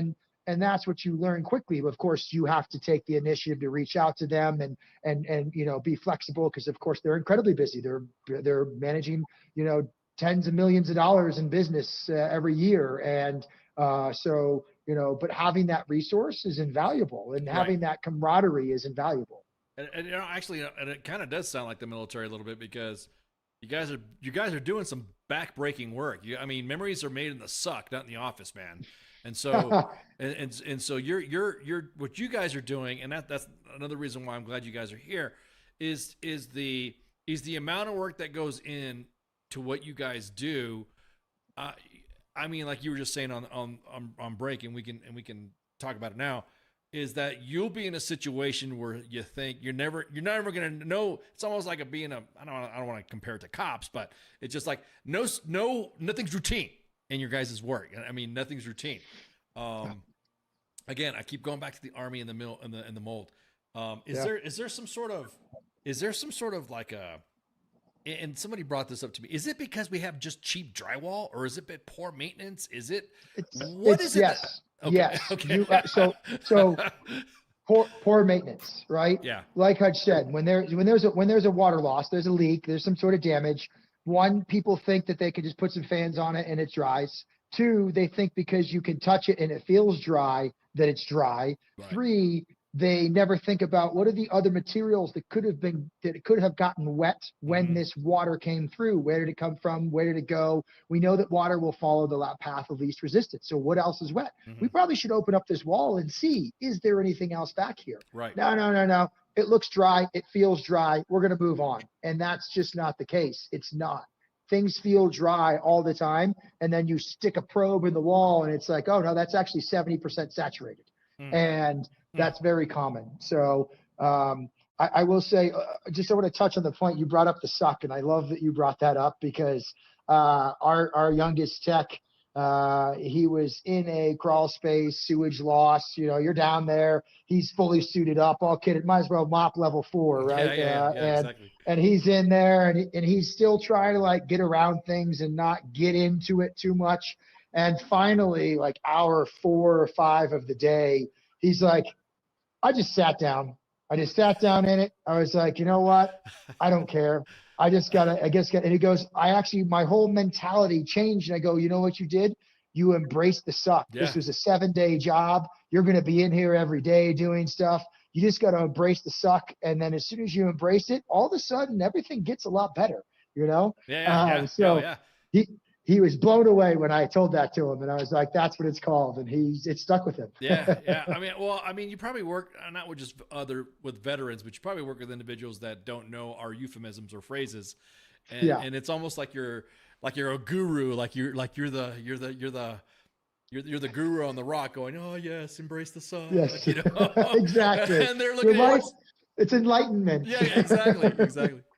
You know what's funny is that because we are our own owners, right? We own our franchisee, and we get to do what we want. I pride myself, and my director of projects will tell you the same thing, is that we consider ourselves a third chance employer. There's a lot of veterans out there that are damn good people that came back and just aren't the fucking same. And sometimes they need a job, and they need a career, and they need to be able to continue to serve their community they live in. So we pride ourselves here at our location. I know, and Adam's heard this before, but you know, I took a veteran that literally was living in a car and gave him a job. And the guy thrived with us. It's huge to me to be able to be that third chance employer, because there's some damn good veterans out there that I don't give a shit what anybody says, that may have came back and they were on pills, or their lives just went a different path when they got back. You know, nothing sucks more than coming home and your wife's with somebody else. But that being said, they're still damn good people. And so, you know, and I say it all the time to new owners that call me, when the franchisee calls me and says, you know, how are you not struggling? Not necessarily finding people, but employing people. I said, because all you got to do is open your door. You open your damn door. There's people out there that want to continue to give back to their community. Well, and that's the stigma, and we've talked about it before with other guests, specifically with like you know, veteran affairs resource officers and all that. It's just, this just seems like there's a stigma with bad paper discharges that at any other company wouldn't have been a fucking big deal. Like it would have just been like, okay, you got busted, you're disrespected at NCO or whatever, and now you got an other than honorable discharge. That I think that sometimes the military just, I mean, look, if you really wanted to do it right, just take their fucking pay and let them ETS, and they got, you know, the way I see it, they got their licks, they fucking paid their dues. It's kind of like paying your debt to society military-wise, the same thing that should happen in the civilian world. You paid your debt to, that's why they call it this. I keep saying this. That's why they call it the system. The system is for you to pay your debt to society and come back out. Granted, you're probably a little, hang your head a little low because you got humbled. But I mean, as long as it's not like murder or something like that, then, but it's the same thing that happens in the military all the time. We give these bad paper discharges to these kids that are, I think, sometimes excessive. Like, look, somebody disrespects an NCO or somebody's late to formation or something like that. Dude, you're not supposed to mark them for life in that, but they're just some commander that kids come out with bad paper DD-214s, and I'm pretty sure you guys have seen them, and they come out like, oh yeah, I can't do it. Well, and then you look back at their record, you're like, holy crap, you told somebody to shut the fuck up and they outranked you and they wanted to slam you. You know what I mean? I mean, I get a disciplinary, practice of, taking your pay or losing a stripe, but damn, dude, we say the same thing all the time. It's just one of those things to where we just, it's a work ethic thing that I think that some soldiers or some veterans, I should say, come out with a really good work ethic and they got beat down by it. Like second, third chance, I believe the same thing too. You at least give them an opportunity so they're not a statistic ending their lives in a VA parking lot. That's my biggest thing is like, you could have been that lifeline, that guy's option after that. If it didn't go his way or her way, could have been that way. That's good. That's good to fucking hear, man. I like hearing shit like that. That's what, I mean, like I said, nobody's perfect. Nobody's perfect. And I think, obviously there's some qualifications that you have to maintain for employment, right? So what do I need to, if I wanted to work, cause I'm retired, so I can talk shit. So, if I wanted to work for you guys or wanted to do, what do I got to do? What's my you need a driver's license. Okay. That's number one. Got to have a driver's license. Okay. And that's it. That's like, I could breathe and that's it. That's important because you might have to be like, if you're on call gotcha. We have, cause we're 24/7. So if you're on call on the team, you need to be able to drive a work van and get to calls and things like that. Gotcha. Okay. So we need to have a driver's license. That's important for us. Okay. You need to get one of our certifications after at least 90 days. We do a 90-day period when you come on board. If you show us you have those other soft skills we're looking for, right. Can make eye contact, can communicate well, can listen to what we're saying and like implement some of these basic things initially, right. Then we'll go ahead and send you to get your certification, and we'll pay for your certification to be WRT, or some of the things that Hutch was talking about earlier, so that you'll be trained and certified on the team to know what to do when you get to the job. So, for us, like you said, we need a driver's license, and we need to know that you have the drive and willingness to learn. There's no educational, like high school, college, masters, bachelors. No. Wow. Nope. Okay. Nope. You can wake up. If you can wake up and you have a driver's license and you want to learn and you want to be customer service oriented, I consider all my team is a second responder, right? The ambulance shows up, the fire department shows up, the cops show up. What do you do when the fire's out? What do you do when the water's turned off? Yes, exactly. You call Restoration 1, and literally we're second responders. And as long as you show up, it's very similar to Adam. And we've it's not a corporate thing. It's not an HR thing, or excuse me, an HQ thing. It's literally, if you want to be here and you're busting your ass, I'm going to pay for you to get your certs. Right. But here's the next thing: you get your damn certs. It's like getting another stripe. I'm going to give you a raise. You get that cert, I'm going to give you a raise, and my team knows that. And they have to maintain that cert. So they have to do their continuing education. They have to do the things that they need to do to be able to maintain that certification, because that's what gets them to work. But I think the biggest thing is, and Adam hit on it, is being customer service oriented, right? We're in people's homes. That's their safety. That, think about it. We're there from anywhere from 3 to 10 days, depending on the type of loss. 2 of my locations are in the oldest place in America, Pennsylvania. We have some of the oldest pipes that love to spit sewage. Yeah, it spits shit everywhere. Yeah, I was about to say, I'm about to say, the heart of America basically is where, is where America was. People like to argue, and historians will probably try to shit on me or something like that for saying, "Well, it's not birth of America," but it literally is just about. I think about it that way. It is. It 100% is, and as long as my team shows up or makes the appearance of showing up, because listen, man, I've had bad days. I got called out. When that phone rang at 3 o'clock in the morning because someone had 6 inches of water in their basement. Guess what? My phone went off too. I might not have been at the job site, but I was there. I seen it. I made sure the texts were out and dispatching. And I have a really good team, and I pride myself on my team. But because without my team and me leading my team, I'd be shit, man. I would be that I don't know. Name some funky colonel you had, because I had a couple of them myself. But I'd be that colonel that was like, damn, why am I the only one standing here at 4:30 in the morning? I didn't get the message. Yeah, exactly. Yeah, actually more of a sergeant major too. It's like, what the hell, what's if a colonel's standing out, if a colonel's on a job site, there's an issue. You know what I mean? How come there's not NCOs all the way up to that I should just be getting a phone call or something like that? No, you're right. Yeah. Now, do you guys for some of the fires, what are the common? How do I say? I guess what is the common restoration let me take that back. After a fire, what are the common mistakes after fire damage? What you guys see that happen? What you guys are dealing with clients for fire? I would say the first thing is homeowners sign contracts very fast because they're pressured by companies to sign this contract, to do all this work and do all this stuff right then and there. And they're getting pressured. They're getting pressured from HOAs. It's amazing the amount of pressure an HOA puts on homeowners I've seen out here. Then they get pressure from the other restoration companies that are trying to get this contract signed to do this work. And they're dealing with a huge tragedy. Right. Their home is potentially gone.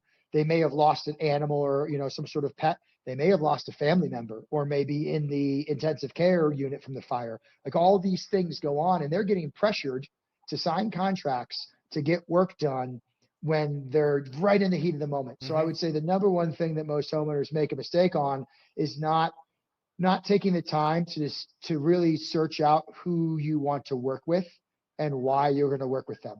That's the number one, I would say. Right. Yeah, and I'm not going to disagree with you, but because I do totally agree with him. But fuck Adam Babin.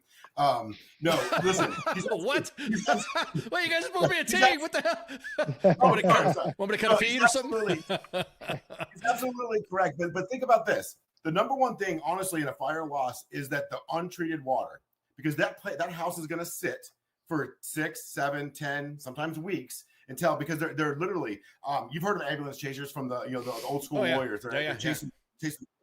There's restoration companies, and there's not one that I know of that will show up at your house within 30 minutes of the fire being announced, being squashed or put out. There is restoration companies that say, sign this paper, we're going to take care of you. I can literally go take you around the street from our old office. This house is still boarded up. The fire was over a year ago, and that mitigated water has not been treated yet. That house has stalagmites hanging from the ceiling because it has not been worked on yet. Yep. Holy shit. Now, isn't there some sort of like regulatory practice? I mean, is something like some state code or something like that that's supposed to happen like after something like damage like that? There is, but you want the number one problem, and I'm not going to, we could spend 6 hours talking about it. The number one problem is insurance companies across America. Yep. They delay, they deny, they defend. Yeah. What they don't do is they don't pay out. They don't want to get your house back to pre-loss state like it should be. And they will find and buy every avenue possible to not do it. Will we get in trouble if we say any of these companies? Or who? Throw a dart. Throw a dart. Yeah, I was about to say. Or is it one of those things where you could just like throw? Yeah, exactly. Man, Adam's like on it. He's like Snake Farm. You ever heard of Snake Farm? Oh man, no, you're right. It's just one of those things. Because here's my thing: is that you would think, and this, I mean, common sense being played here. But, us being veterans, we know common sense sometimes doesn't factor in. You would think that there is some sort of like regulatory, like the county or the state says, hey, your house has been damaged. It's got to get a specific amount of time before you got to get an adjuster to come out, before you got to get your home restored, blah, blah, blah, blah, blah, blah. Because this is like a different realm for me. I mean, what is it? What is the regulatory standard for every state has a Department of Insurance Affairs, or it might be different. So Pennsylvania, because it's a Commonwealth, is called the Bureau of Insurance Management, right? There's different things, and ultimately at the end of the day, we could coach our homeowners and sit down at the table and say, you need to reach out to the Department of Insurance Affairs. You need to file a complaint. You need to ask for another adjuster. Unfortunately, and this is the world that we live in, I'm not one to pull any punches, but the world we live in is in the pockets of the Department of Insurance is a lot of these big companies. I mean, go to an insurance company dinner at the end of the year when they're having their awards, and why is the state secretary on insurance affairs at these? Yeah, sounds like a conflict of interest. I was about to say, ain't no shady stuff going on. What you talking about? That's like doctors that like to go and court the big pharma. And we had a guest a few days back about big pharma and my experience in big pharma and seeing how they have their holiday parties, and it's just, I'm pretty sure it's the same way with the state adjusters. Well, the reason why I say this is because I have a friend who's dealing with some damage in his house that has been yet to be paid out on a claim that's been almost like, I don't know, I think about almost a year and a half now out on it. Is there something regulatory for the insurance companies? I mean, again, common sense, but never mind. But that the state says, hey, once a claim's filed, you better either pay out or come up with some sort of final results or final status of this claim. Does in the business that you guys work in, have you seen any state come down and crack down on an insurance company and say, hey, look, you guys are taking too long in this. This needs to be claimed. What's your experience in that? So some states, yeah. No, I was just going to say some states you'll find case law, and we try to stay up to date on that case law when it goes on throughout the country, right, where insurance companies will say, well, we're not going to pay. Like, I mean, we could go on forever and explain to you kind of the back assness of things that are going on here. Let me give you a quick scenario. We're veterans. We deal with the VA. We know what the deal is. Yeah. Let me tell you right now, you think the VA is a challenge. I will promise you that this other side is a whole different ball of wax. Like when a homeowner calls us to come out and fix their problem, we come out, we do it. We put together our invoice at the end of the job, and we submit it on their behalf as a complimentary service. We'll submit it to the insurance company. The adjuster, who we don't work for, we weren't hired by the insurance company, which, mind you, they may be already pressuring the homeowner to use a vendor of their choice. Vetted and accredited, yeah. Exactly, because what they'll tell the homeowner is, oh, well, if their bill is too high, we won't pay it. And then they start scaring the homeowner right away. And that is a huge issue. We actually just got off of a job that went like that. And so we submit our invoice to the insurance company. I'll be, oh, well, first of all, they call it an estimate. I said, well, estimates get submitted to someone prior to approval of work, not once we're done working. It's our invoice. That's all there is to it. Right. You can't go through it and go, well, we're not going to pay for this and we don't want to pay for that. And that doesn't make sense. No, that's the invoice. It's done. We can't take these things back. So we submit that. Then they immediately begin to either they themselves, the adjuster, who is not a certified water restoration technician, mold technician, fire technician, none of that. I was just about to ask. They will start going through it and go, well, no, we don't pay this, we don't pay that. And I said, well, you're only here to determine coverage. That's what your job is. Is this customer covered or not? Yes or no? Well, yes, but we don't pay these things. Well, that's not your job, first of all. Second of all, there's nothing in your policy that says you don't pay these things. The homeowner hired us. You need to pay this bill. And so then that's where that next thing goes, is then they start going to apply this. If they don't do it themselves, they will send it to a third party who then gets paid on how low they can get our invoice. I was about to say, do you guys work with home inspectors at the same time? Do you guys select a home inspector, or is it like a public defender from like how you go to jail or something like that? Do you have a public home inspector? Is there a that it's called a public adjuster, which works on behalf of the homeowner once shit starts to hit the fan, and usually it's pretty soon. You're going to know right away depending on the adjuster. But to hit on the thing that you asked, for your buddy, and really anybody out there listening, right? If you start to get pushback from your adjuster for any reason, ultimately, at the end of the day, mitigation is completed work and it's cost incurred. So all they should be doing is submitting that invoice. We do submit it on their behalf as well, but all they should be doing is submitting that invoice to whoever their insurance company is and saying, listen, this work has been completed. Right. It's within the confines of my insurance packet. It's in the declarations page. Pay them in full.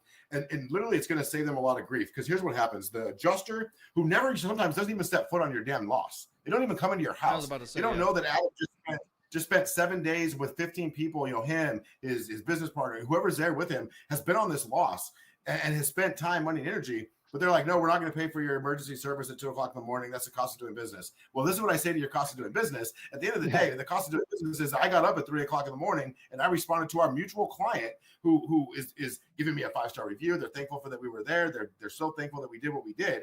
And it is, like he says, it's not an estimate. It's a cost incurred. So the biggest thing to tell the listeners and anybody out there, that if you start to get into a struggle with your adjuster who hasn't been to your house, is blowing you up with email, and I hate to say it, one of the worst out there is I'm a member of this. A lot of veterans are a member of this bank and insurance company. That's a matter of fact. That's a matter of fact. The bank and insurance company that my friend is working with, by the way. Yeah, a very large one. Yes, they just got rid of paid their CEO some 50-some million to go away. Yeah. The double A fix standard. my water damage. Yeah, exactly. Fix my water damage. Yep. And I tell my homeowners, every one of my homeowners, I treat them like family, right? But I tell my homeowners, at the end of the day, and I use my grandmother as an example. She just turned 93. She has been paying her homeowner's premium for 70-something years and never filed a claim. What is this $20,000 or $10,000 or $5,000 or even a $3,500 minor loss going to affect whatever the name of the insurance company is? Nothing. Right. And don't push back. And that's it. Where does that fucking money go? Where did that money go? Especially is that you're required to have it to have your mortgage. If, of course, you're still paying on the house. And let's not talk about home warranties too, that talk about that stuff. The home warranty stuff, it's another racket to get another thing that you can't get for a specific certification for some of the buildings or for some of the homes that you own. Certain homes, certain states, certain square footage, you have to have a home warranty or else they can't bond the freaking. I'm like, wait a minute, dude, I'm buying a fucking house. I got fucking insurance. If something breaks down, fucking pay it. That's you were literally asking. In some cases, I have friends who pay. I can't believe some of the home insurance rates that they pay a year, and I'm like, dude. And something like you were saying, bad wiring or something like that, or something that they thought was a small leak ended up being a larger issue. And something that you would probably think, all right, that's probably going to be a $5-6 gig, blah, blah, blah. And of course the state likes to add you have hazardous materials disposal, and then you have this disposal, and then you have to get a permit. You got to pull a permit. I mean, that's why a bunch of Billy Bobs do a lot of the work themselves, because of all the permit pulling to add to the additional bureaucracy just to change a fucking fixture. Well, you didn't change a fixture right. You didn't pull it right. You didn't pull a permit. So did you do this yourself? And then you're like, it's almost like getting caught red-handed stealing the cookie from the cookie jar, Do I say yes or no? Do I say I did this fixture myself? Did I say I rewired this? Did I say I pulled this juncture out? Oh, shit, what do I say? Because an adjuster or the home warranty person will say, oh, we can't cover it because you touched it. Yep. You need to come out. You're not a licensed. You're not a licensed. Yeah, exactly. You're not licensed. Yeah. Even though you were trained or probably mentored by some sort of journeyman electrician, the master of all electricians or stonemasons that said, this is what you got to do. No, sorry. It's just frustrating. There's a case, there's a report that came out from the Army, and it was a big drama that the Army diverted $1 billion from Army barracks to fund the border mission. Now, everybody knows, hey, we don't mind money being used for the border mission, but don't take it from the fucking barracks. There was an IG report that came out that said service members and first sergeants at 5 installations described problems with water quality in the barracks. For example, service members in one discussion group told us tap water in their barracks were often brown and not appear safe for drinking. Service members in 6 of the 12 discussion groups told us about issues with pests, including bed bugs, rodents, cockroaches, and wasps. At 3 of 10 installations, officials told us service members are generally responsible for pest control or removing hazardous material from barracks such as mold and sewage. Furthermore, officials at one installation told us service members are responsible for cleaning biological waste that may remain in a barracks room after suicide. That's mind-blowing. Just like you don't have to be a certified, knowledgeable technician or specialist in this industry to know that you just have to be in the military, but not even that. But anybody should know that if any of that things happen, you need people who know what they're doing. Right. Take care of these things, because if not, you get into some of those photos you've shown where it's an iceberg. Yeah. You see a little dot on the front side of your drywall. Yeah. You have no idea how much it's eating through that drywall, which means the whole backside of that could be covered in mold. Oh yeah. You know? I living in Florida, there was the HVAC systems that if it didn't have a specific, and everyone says, oh no, that's just a gimmick or whatever. And I'm like, dude, your squirrel cage is moldy as shit because you don't have a UV light in there to kill the spores off. And well, those provisions aren't, dude, you need to get somebody to come and help you out with this, man. But Ice, going back to your very first thing when we were in the waiting room and we were chit-chatting with you, the problem is right there is listen, at the end of the day, they're wanting the service member to clean up after themselves or clean up after somebody else's self. And so what are they going to do? They're going to throw some keels on it. They're going to throw some encapsulation paint out, whatever they think they need to do. And all they're doing is literally hurting their own health and the future person that comes in there's health. I mean, you don't have to be a brainiac, but even in corporate America, everybody every year has to take the bloodborne pathogens test. Don't touch it. If you're not certified, don't touch it. Like it's one of those things that it can be very, very, very, it can kill people. Mold can kill you. Yeah, and I was about to ask, you guys are dealing with biological waste. Have you guys been in sites where somebody has passed or has taken their own lives? Absolutely. Yep. We do a lot of unattended death bio cleanup or attended death bio cleanup. We do a lot of suicide cleanup. It's I in between my military stint and my corporate America stint and owning an R1, I was a licensed funeral director in Arlington, Virginia. So it's something to me is I'm passionate about, again, you want to treat everybody with respect. And we don't know why somebody decided that their life wasn't worth it. And God forsake them, I didn't have this 10 seconds to talk to them because I would have stopped it. Right. It's something that me and my team, we pride ourselves on. And I'll tell you, there's even some of my team's like, I don't want to go do a suicide, but every time we go there, and by the time we're done, it's a different type of a mission. It really is a different type of a mission when you're cleaning something up and you're restoring a room back for a mother or a father or a significant other. It truly, so they can at least step foot back in there and not see what they saw, when they walked in. Yeah. When they walked in. What now you guys get phone calls from local law enforcement or agencies to assist in that? Did they reach out to you at least, or to say, hey, look, can you help us out? I mean, at least are you getting some support from the local community on that when it comes to those types of claims? Yeah, absolutely. I embedded myself in the community. My father, my stepmother were cops for 20 plus years. My dad was a fire chief. I'll go clean a patrol car in my local town for free after someone pisses or biohazards in there. Just so that you can be that guy that they count on, right? They know that, hey, you want this cleaned up, because there is. What do you tell somebody of? All right, we're leaving now. Ultimately, most of the body is gone, right? But there's a mess. There's a mess left behind.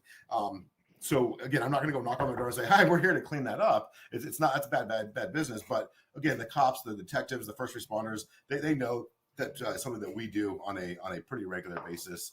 To get their home back to or wherever it happened, back to its original state. Normal. Some sort of normal thing.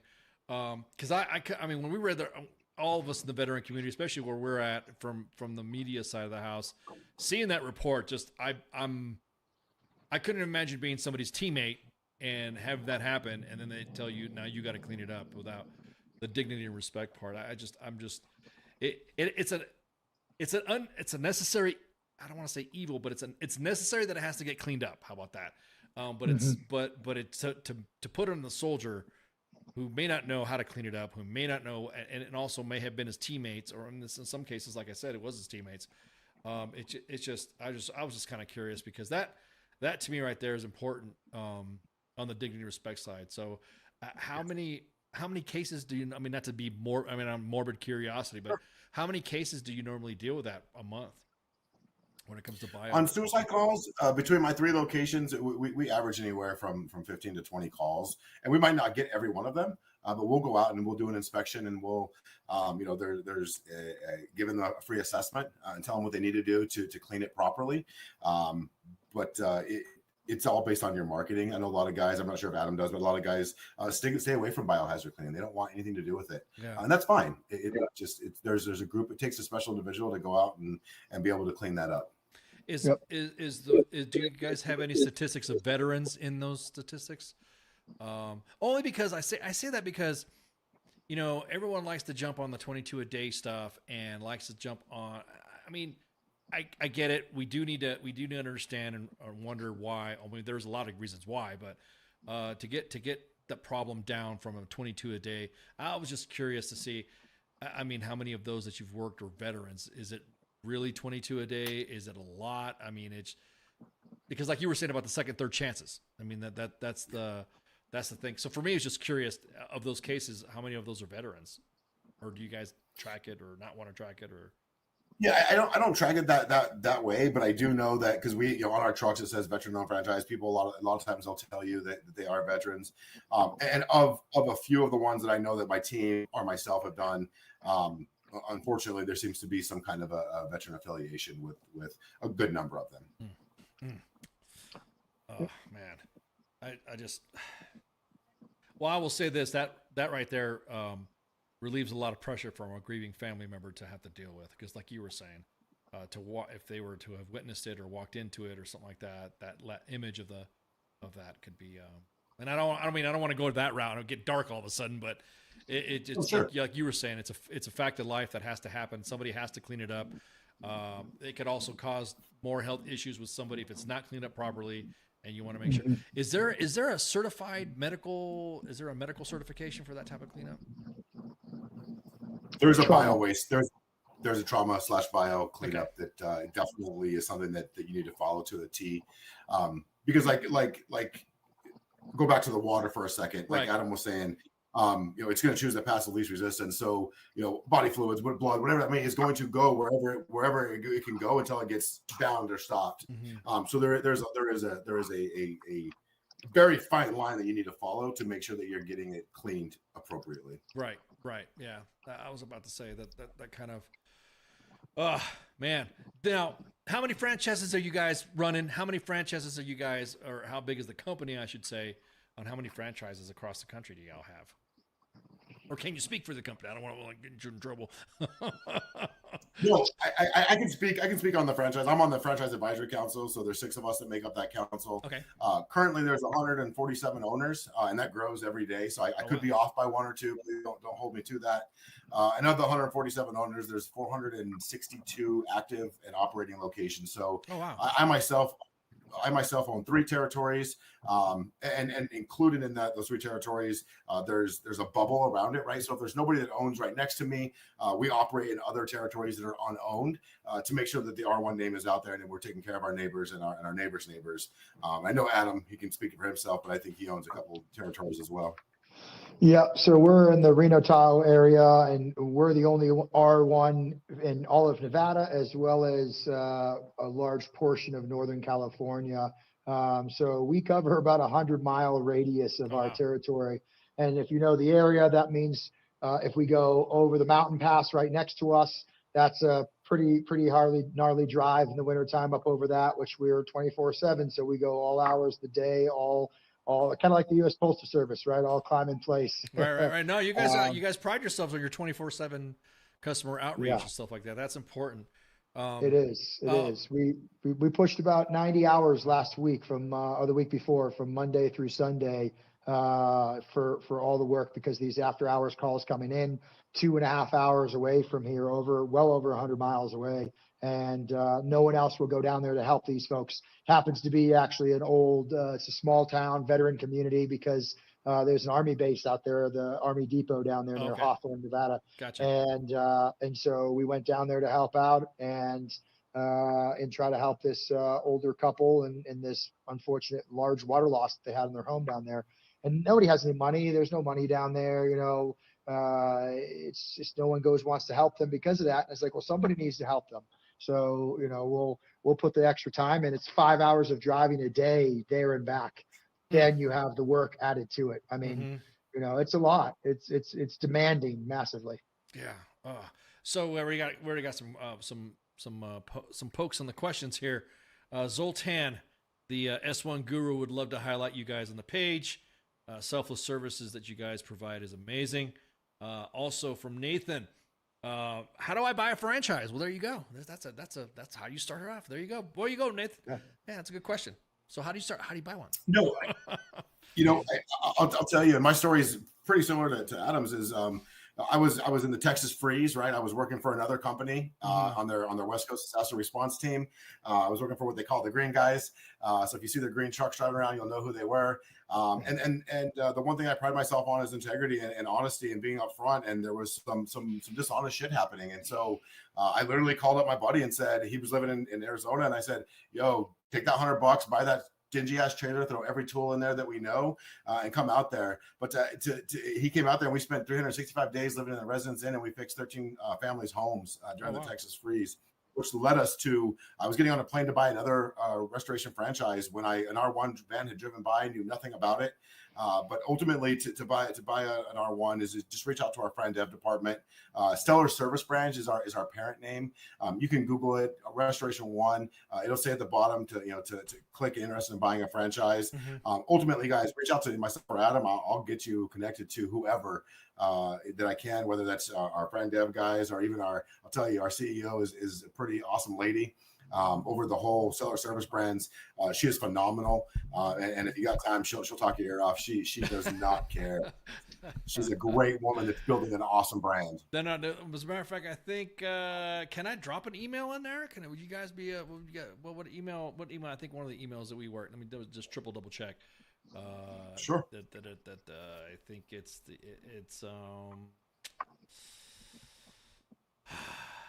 from Bolt PR, Natalie Shambly. She's from your PR firm, though, right? I mean, is that?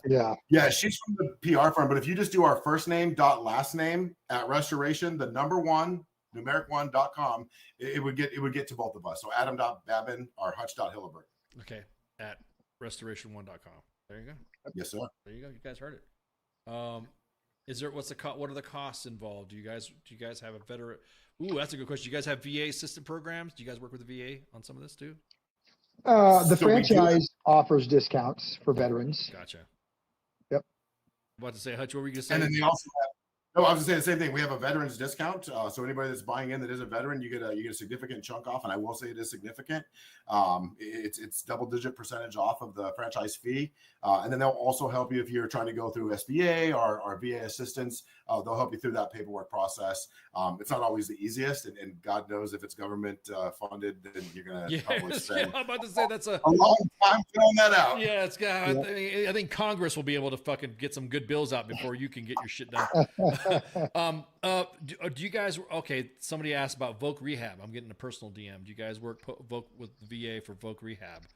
I'm working. I'd like to get that set up. We're currently working with Nevada State has a veteran program where you can work through the state, and they will, for hiring and things like that, they'll provide some of the income for the first 30, 60, 90 days, things like that, kind of splitting things like that so we can find good veteran candidates. Awesome. And then also you can work through them and to get registered to be a Voc Rehab registered employer. So we're working down that path as well, at least for us out here. Perfect. Oh man, see, there you go. Well, there you go. You go, guys. There you go. Get started. Get your franchise ready to go. Yeah. Gents, thank you guys so much for hanging out. This is awesome. Hutch and Adam from Restoration One. Like I said, hit us up in the inbox at contact@WTFNationRadio.com if you want to get more information, and we'll forward you guys all the details. And again, gentlemen, thank you so much for hanging out with us. This has been awesome. It's been great, Ice. Thank you so much. It's been amazing. Yeah. Really appreciate it. Yeah, this enjoyed chatting. Yeah, this is a good talk. We're gonna go ahead and take a break right quick. We'll step back just like how we did before. We'll chit chat in the behind the scenes. All right. So Restoration One, Hutch and Adam, Hillebert and Babin. There you go. All right, Smoker, you got it. We'll be right back. Shots. WTF Nation Radio. WTF Nation Radio. Take it from me, Ice. You can't just float around space not caring about stuff forever. The voice of U.S. Army. WTF Moments. This is WTF Nation Radio. Shit in the bag, Pogue.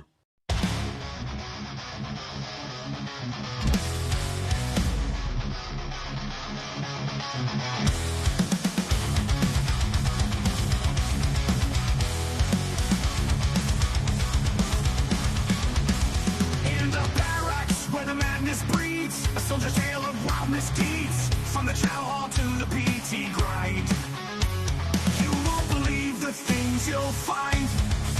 Drill sergeants rage, a fiery storm. Private tensions far from the norm in the shadows where the secrets lie. Army WTF you can't deny. Army top of the stories unfold. In the heart of the chaos the truth is told. From the field to the base the legends grow. Army double the fuss, the madness we know. A Humvee stuck in the mud so deep. A midnight rain, no time for sleep. Emerge straight like gold in hand. The strangest sights in this foreign land. Drill sergeants rage, a fiery storm. Private antics far from the norm in the shadows where the secrets lie. Army WTF you can't deny. Army top of the stories unfold. In the heart of the chaos the truth is told.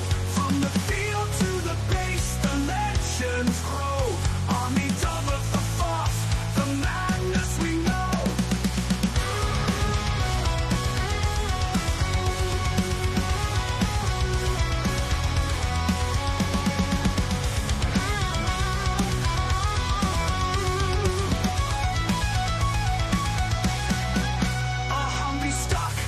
The mud so deep, a midnight rain, no time for sleep. Emerge straight like gold in hand. The strangest sights in this foreign land. Drill sergeants rage, a fiery storm. Private antics far from the norm in the shadows where the secrets lie. Army WTF you can't deny. Army top of the stories unfold. In the heart of the chaos the truth is told. From the field to the base the legends grow. Army double the fuss, the madness we know. In the ranks where the wild things roam. Every soldier's got a tale of their own. From the absurd to the downright strange. Army double the fuss, it never will change. So raise a glass to the tales untold. In the Army's world where the brave and bold live the moments that make us say Army double the fuss every single day.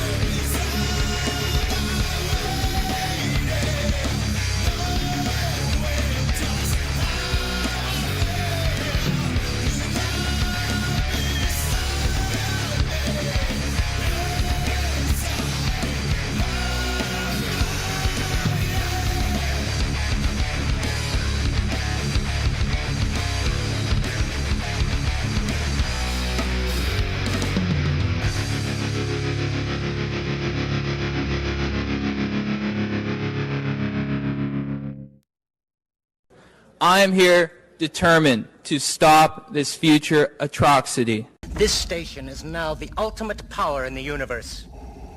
I suggest we use it. The voice of U.S. Army, WTF Moments. This is WTF Nation Radio. I find your lack of faith disturbing. Everything stated on WTF Nation Radio is to be considered the opinion of the person that stated it, and not an official representation of WTF Nation Radio or U.S. Army WTF Moments. Price does not include tax, title, or license. Some assembly required. Each item sold separately. Batteries not included. Objects in mirror are closer than they appear. If conditions persist, contact a physician. Individual results may vary. Keep out of the reach of children. Avoid prolonged exposure to direct sunlight. Keep in a cool, dark place. And please enjoy the show. Shots.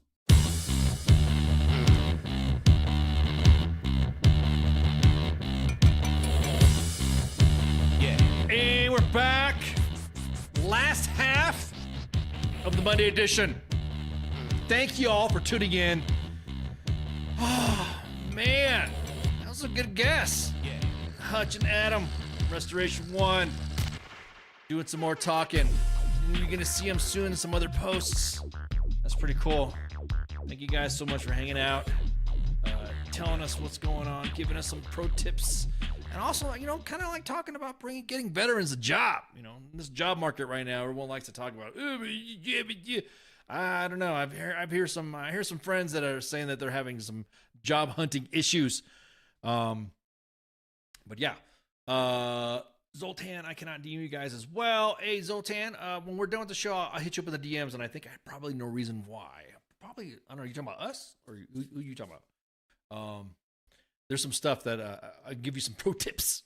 I don't want to give you pro tips because you know you're a pro as it is, so I don't want to break balls on Zoltan. So all hail Zoltan. Anyways, so I just got a message. Well, matter of fact, let me just read this to you right now. You guys been watching all the news about the renaming or the rechanging back of the posts that were they're officially now Fort Hood. Is Fort Hood back again? So yeah, so there it is. Matter of fact, I just all the name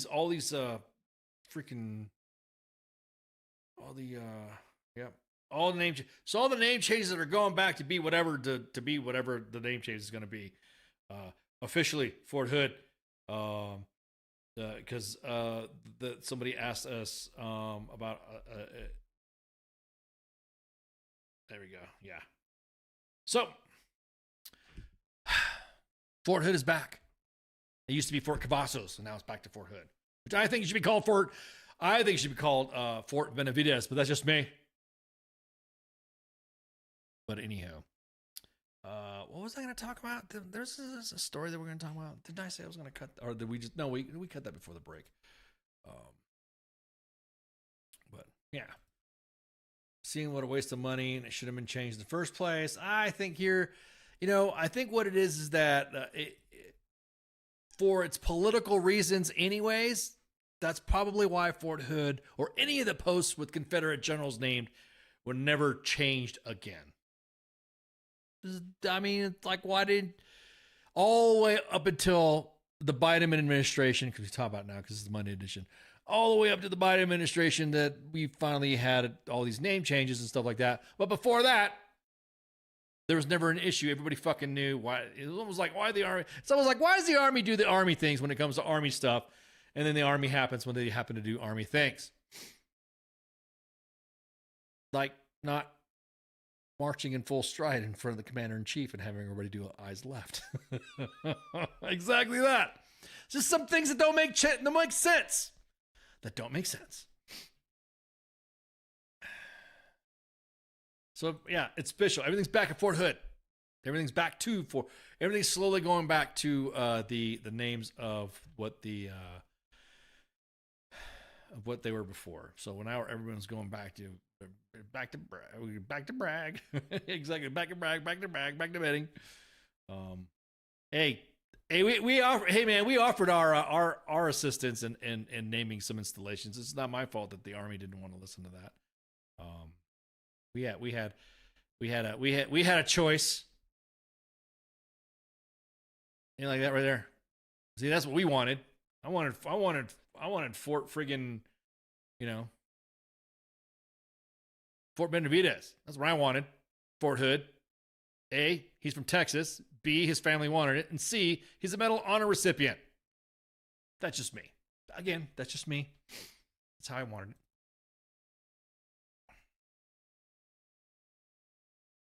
Why? Ooh, man, Nathan, why does a drill kill themselves, man? I tell you what, a lot of fucking things. I'm going to be honest with you. And I'm glad you brought that up. There was a post that we posted. You drill sergeants, man.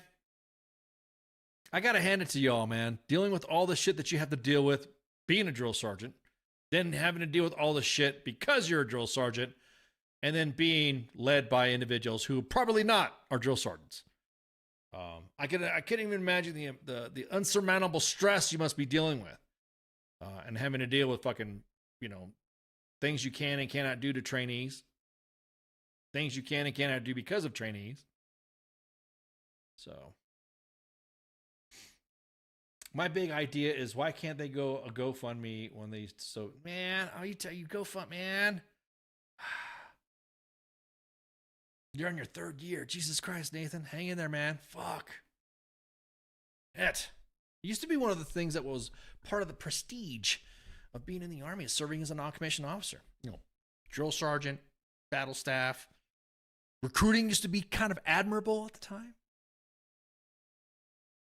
You get all the orders of Saint Somethings or Sergeant Morales or Sergeant Artie Murphy. Those are the things that were brought you up to that. There was a the drill sergeant to me is one of the NCOs that you can't,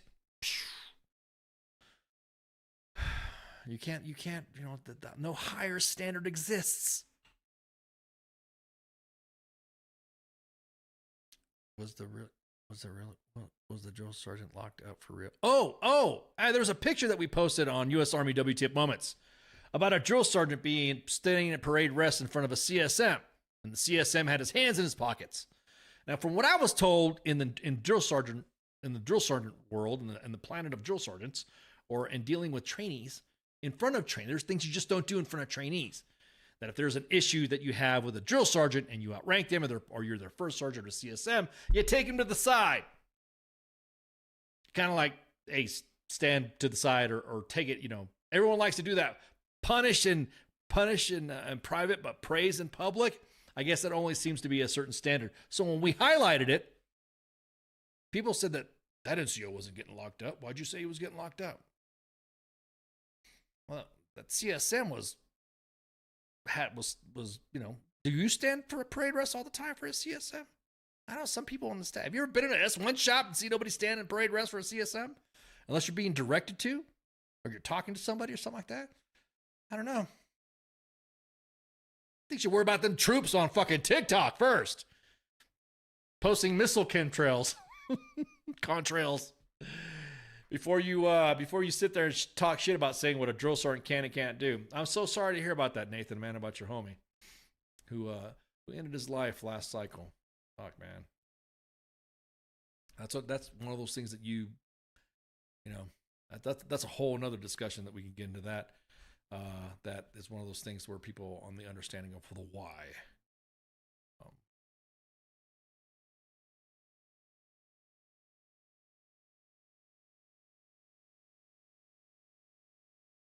See if someone wastes some money. That's a big, yeah. Sorry, my comments are coming in a little bit late for some reason. Okay, so let me I think that's it for Monday, right? We're good on the Monday stuff. You good on the Monday stuff? You good on the Monday stuff? This is the Monday edition with myself and Massey. Massey's not here; he's on the road. I know you guys know that for 4th of July. I know we were in Colorado for the Haircuts for Heroes, but I think we're gonna go to we're gonna be in Gastonia, North Carolina, where our very own Massey is going to be performing at the Carolina Vet Fest, happening on July 5th. Doors open at 12 o'clock. Starts at $1,300. Advance $20.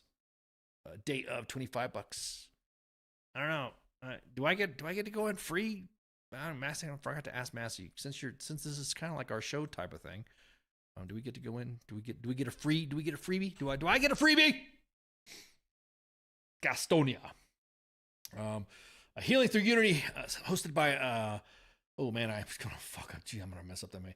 Sarah Kotsugolas.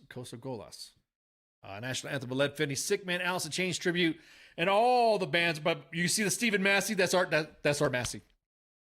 That's Art Massey. Talking November, Ugly Poets, Saluda, Daniel Langdon, Igniting the Sky, Graveyard Boulevard, Drown the Deep, Midas. Oh man, Milestone, man, look at all these names. Bruce Rhino at the Rooster, 334 West Main Avenue, Gastonia, North Carolina. I think that's the one event we're gonna, because we just hit the Army birthday, and we also have the we also have, for, I think last year we did Haircut for Arrow. I think this is one of the events that we're going to, the one in Gastonia, North Carolina. I'm going to read from Nathan here. Dude, this job has its up and down, but man, I'll tell you, it's shitty. I respect you and thank you for speaking out for us. I've been in some hard places in my career, but this is by far the hardest. Thanks, brother. Hey, man, anytime, Nathan, man, anytime. I will say this, that a non-commissioned officer will work no harder than what a drill sergeant has to do. I mean, it's just, you are turning civilians into soldiers, and you are literally sometimes giving individuals the foundation that they probably would not have had in their own homes. So shout out to the drill sergeants. So Vet Fest, Carolina Vet Fest, July 5th in Gastonia, North Carolina. I don't know. You're definitely going to see Massey there if he's going to be performing. Johnny, you might see one of us there too. You might see me. You might see CQ. You might see whatever. You never know what event we're going to pop out of. Wait, that doesn't sound right. You never know what event we're going to show up to. How about that? But anyways, make sure you share, like, and follow all of our platforms. We're broadcasting live on 2 Facebook pages at U.S. Army WTF Moments and WTF Nation Radio, 2 YouTube pages at U.S. Army WTF Moments and WTF Nation Radio, and of course X. We're on the X app at WTF Nation Radio. Y'all can jump in the chats of all of them. I still see them, unless some of you that know me personally send me personal DMs while I'm out here. I'm trying to make sure that I don't reveal, personal data. The Tuesday is Pop Culture Warrior with Michael CQ, Big Boss Man Carrasquillo. Of course, his angry staff of Angry Elf and Mad Mike. Let's see. Does he have a guest? Does he have a guest? I think he has a guest this week. I don't think he does. I think he's doing the Army. I think he's doing the recap. I think he's doing the Army recap. The Army birthday recap is what I think he's going to do. Him and his crew. Good time. If you guys see all the videos and posts that we shared, we're going to pick a day, and just like all the influencers that we're worked with, we're just going to just pick a day. We're just going to share their stuff. Just got to figure out which day it is. And of course, Wednesday with Sorrents, Smoke Pit, Radar and TZ. Thursday, Sergeant's Time, myself and Spanky. FTX Friday, Saturday co-ops, weekend co-ops with the crew. Those two are usually together anyways. Weekend co-ops is a lot of the gaming stuff with Stack Up, Valor Gaming, WTF Nation Gaming. And then WTF Nation Radio's sports bar with the actual King Smith and what do you hear? What do you say, the coach? And then me and Massey. But, Massey's out living the life of rock and roll and sex, drugs, and rock and roll stuff. So he's out doing his thing. But yeah, share, like, and follow. We try to start at 8 p.m. Eastern Standard Time. We try to keep you guys entertained. I think that's it. I think we're done. So again, make sure you share, like, and follow. And thanks again for y'all supporting the chats. I like all the feedback. This is what it's all about. And no, we will not take those posts down. Sorry. Y'all have a good night. See you.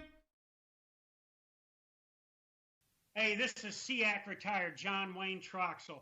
You're listening to WTF Nation Radio, the station of choice for all of the badass MFers on the planet. The voice of U.S. Army, WTF Moments. This is WTF Nation Radio. The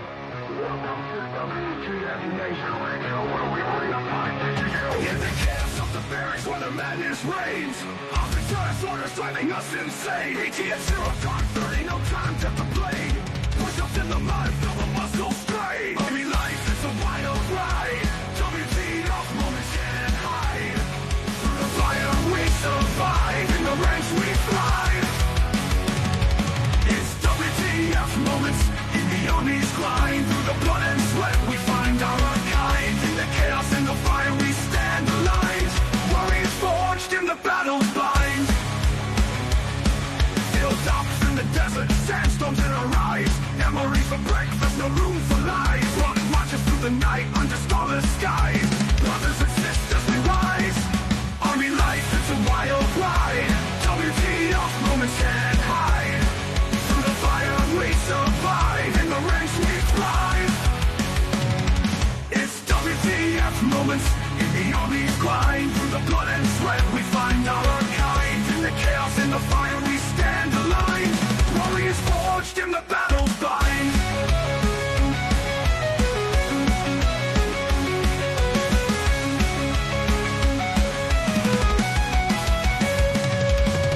Drill sergeant's fury echoing in the air. Discipline and duty we all must bear. Battle bodies by our side in the fight we share. In the face of danger we dare. Army life, it's a wild ride. WTF moments can't hide. Through the fire we survive, in the ranks we thrive.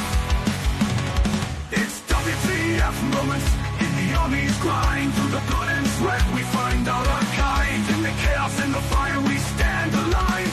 Warriors forged in the battle's bind. Zones and firefights, adrenaline's rush. Silent nights, broken by the enemy's hush.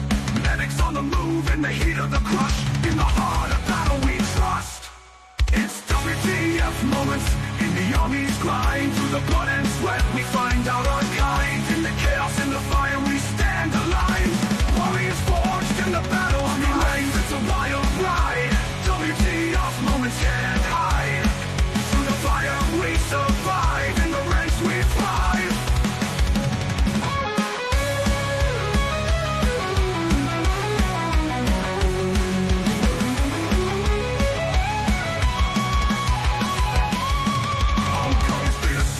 Memories in our mind.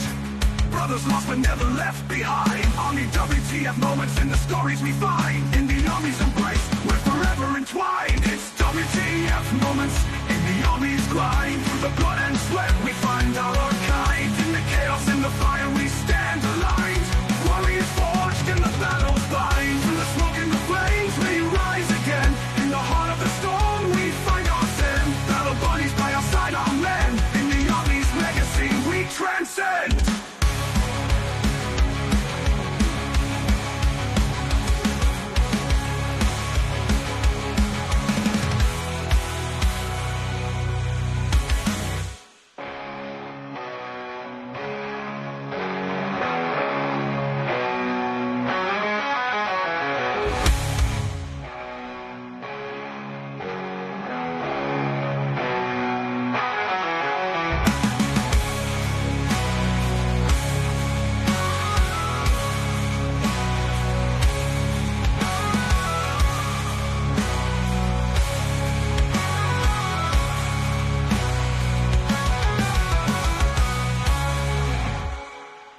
Everything stated on WTF Nation Radio is to be considered the opinion of the person that stated it, and not an official representation of WTF Nation Radio or U.S. Army WTF Moments. Price does not include tax, title, or license. Some assembly required. Each item sold separately. Batteries not included. Objects in mirror are closer than they appear. If conditions persist, contact a physician. Individual results may vary. Keep out of the reach of children. Avoid prolonged exposure to direct sunlight. Keep in a cool, dark place. And please enjoy the show. Shots.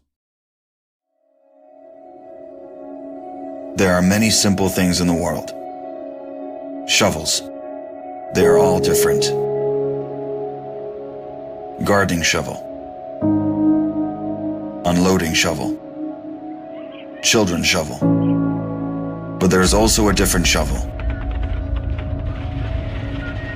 We use it when we come to the position.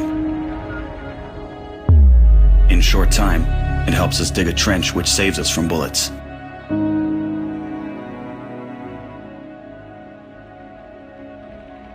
If a tank will pass over the trench, there is a high probability that it will not cause any harm to the soldier. we dig in the ground, deeper, and then connect the trenches with our friends to the left. In just a few hours, trenches are all connected.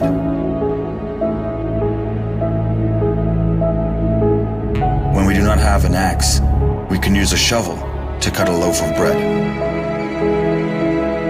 A soldier uses a shovel as a paddle, crossing the wide river under enemy fire. If we run out of ammunition,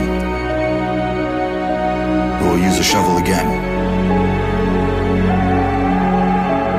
and then we'll move on.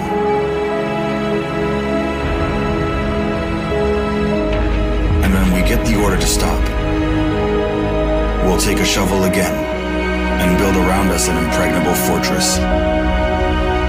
This fortress is defended by the army of Ukraine, our army.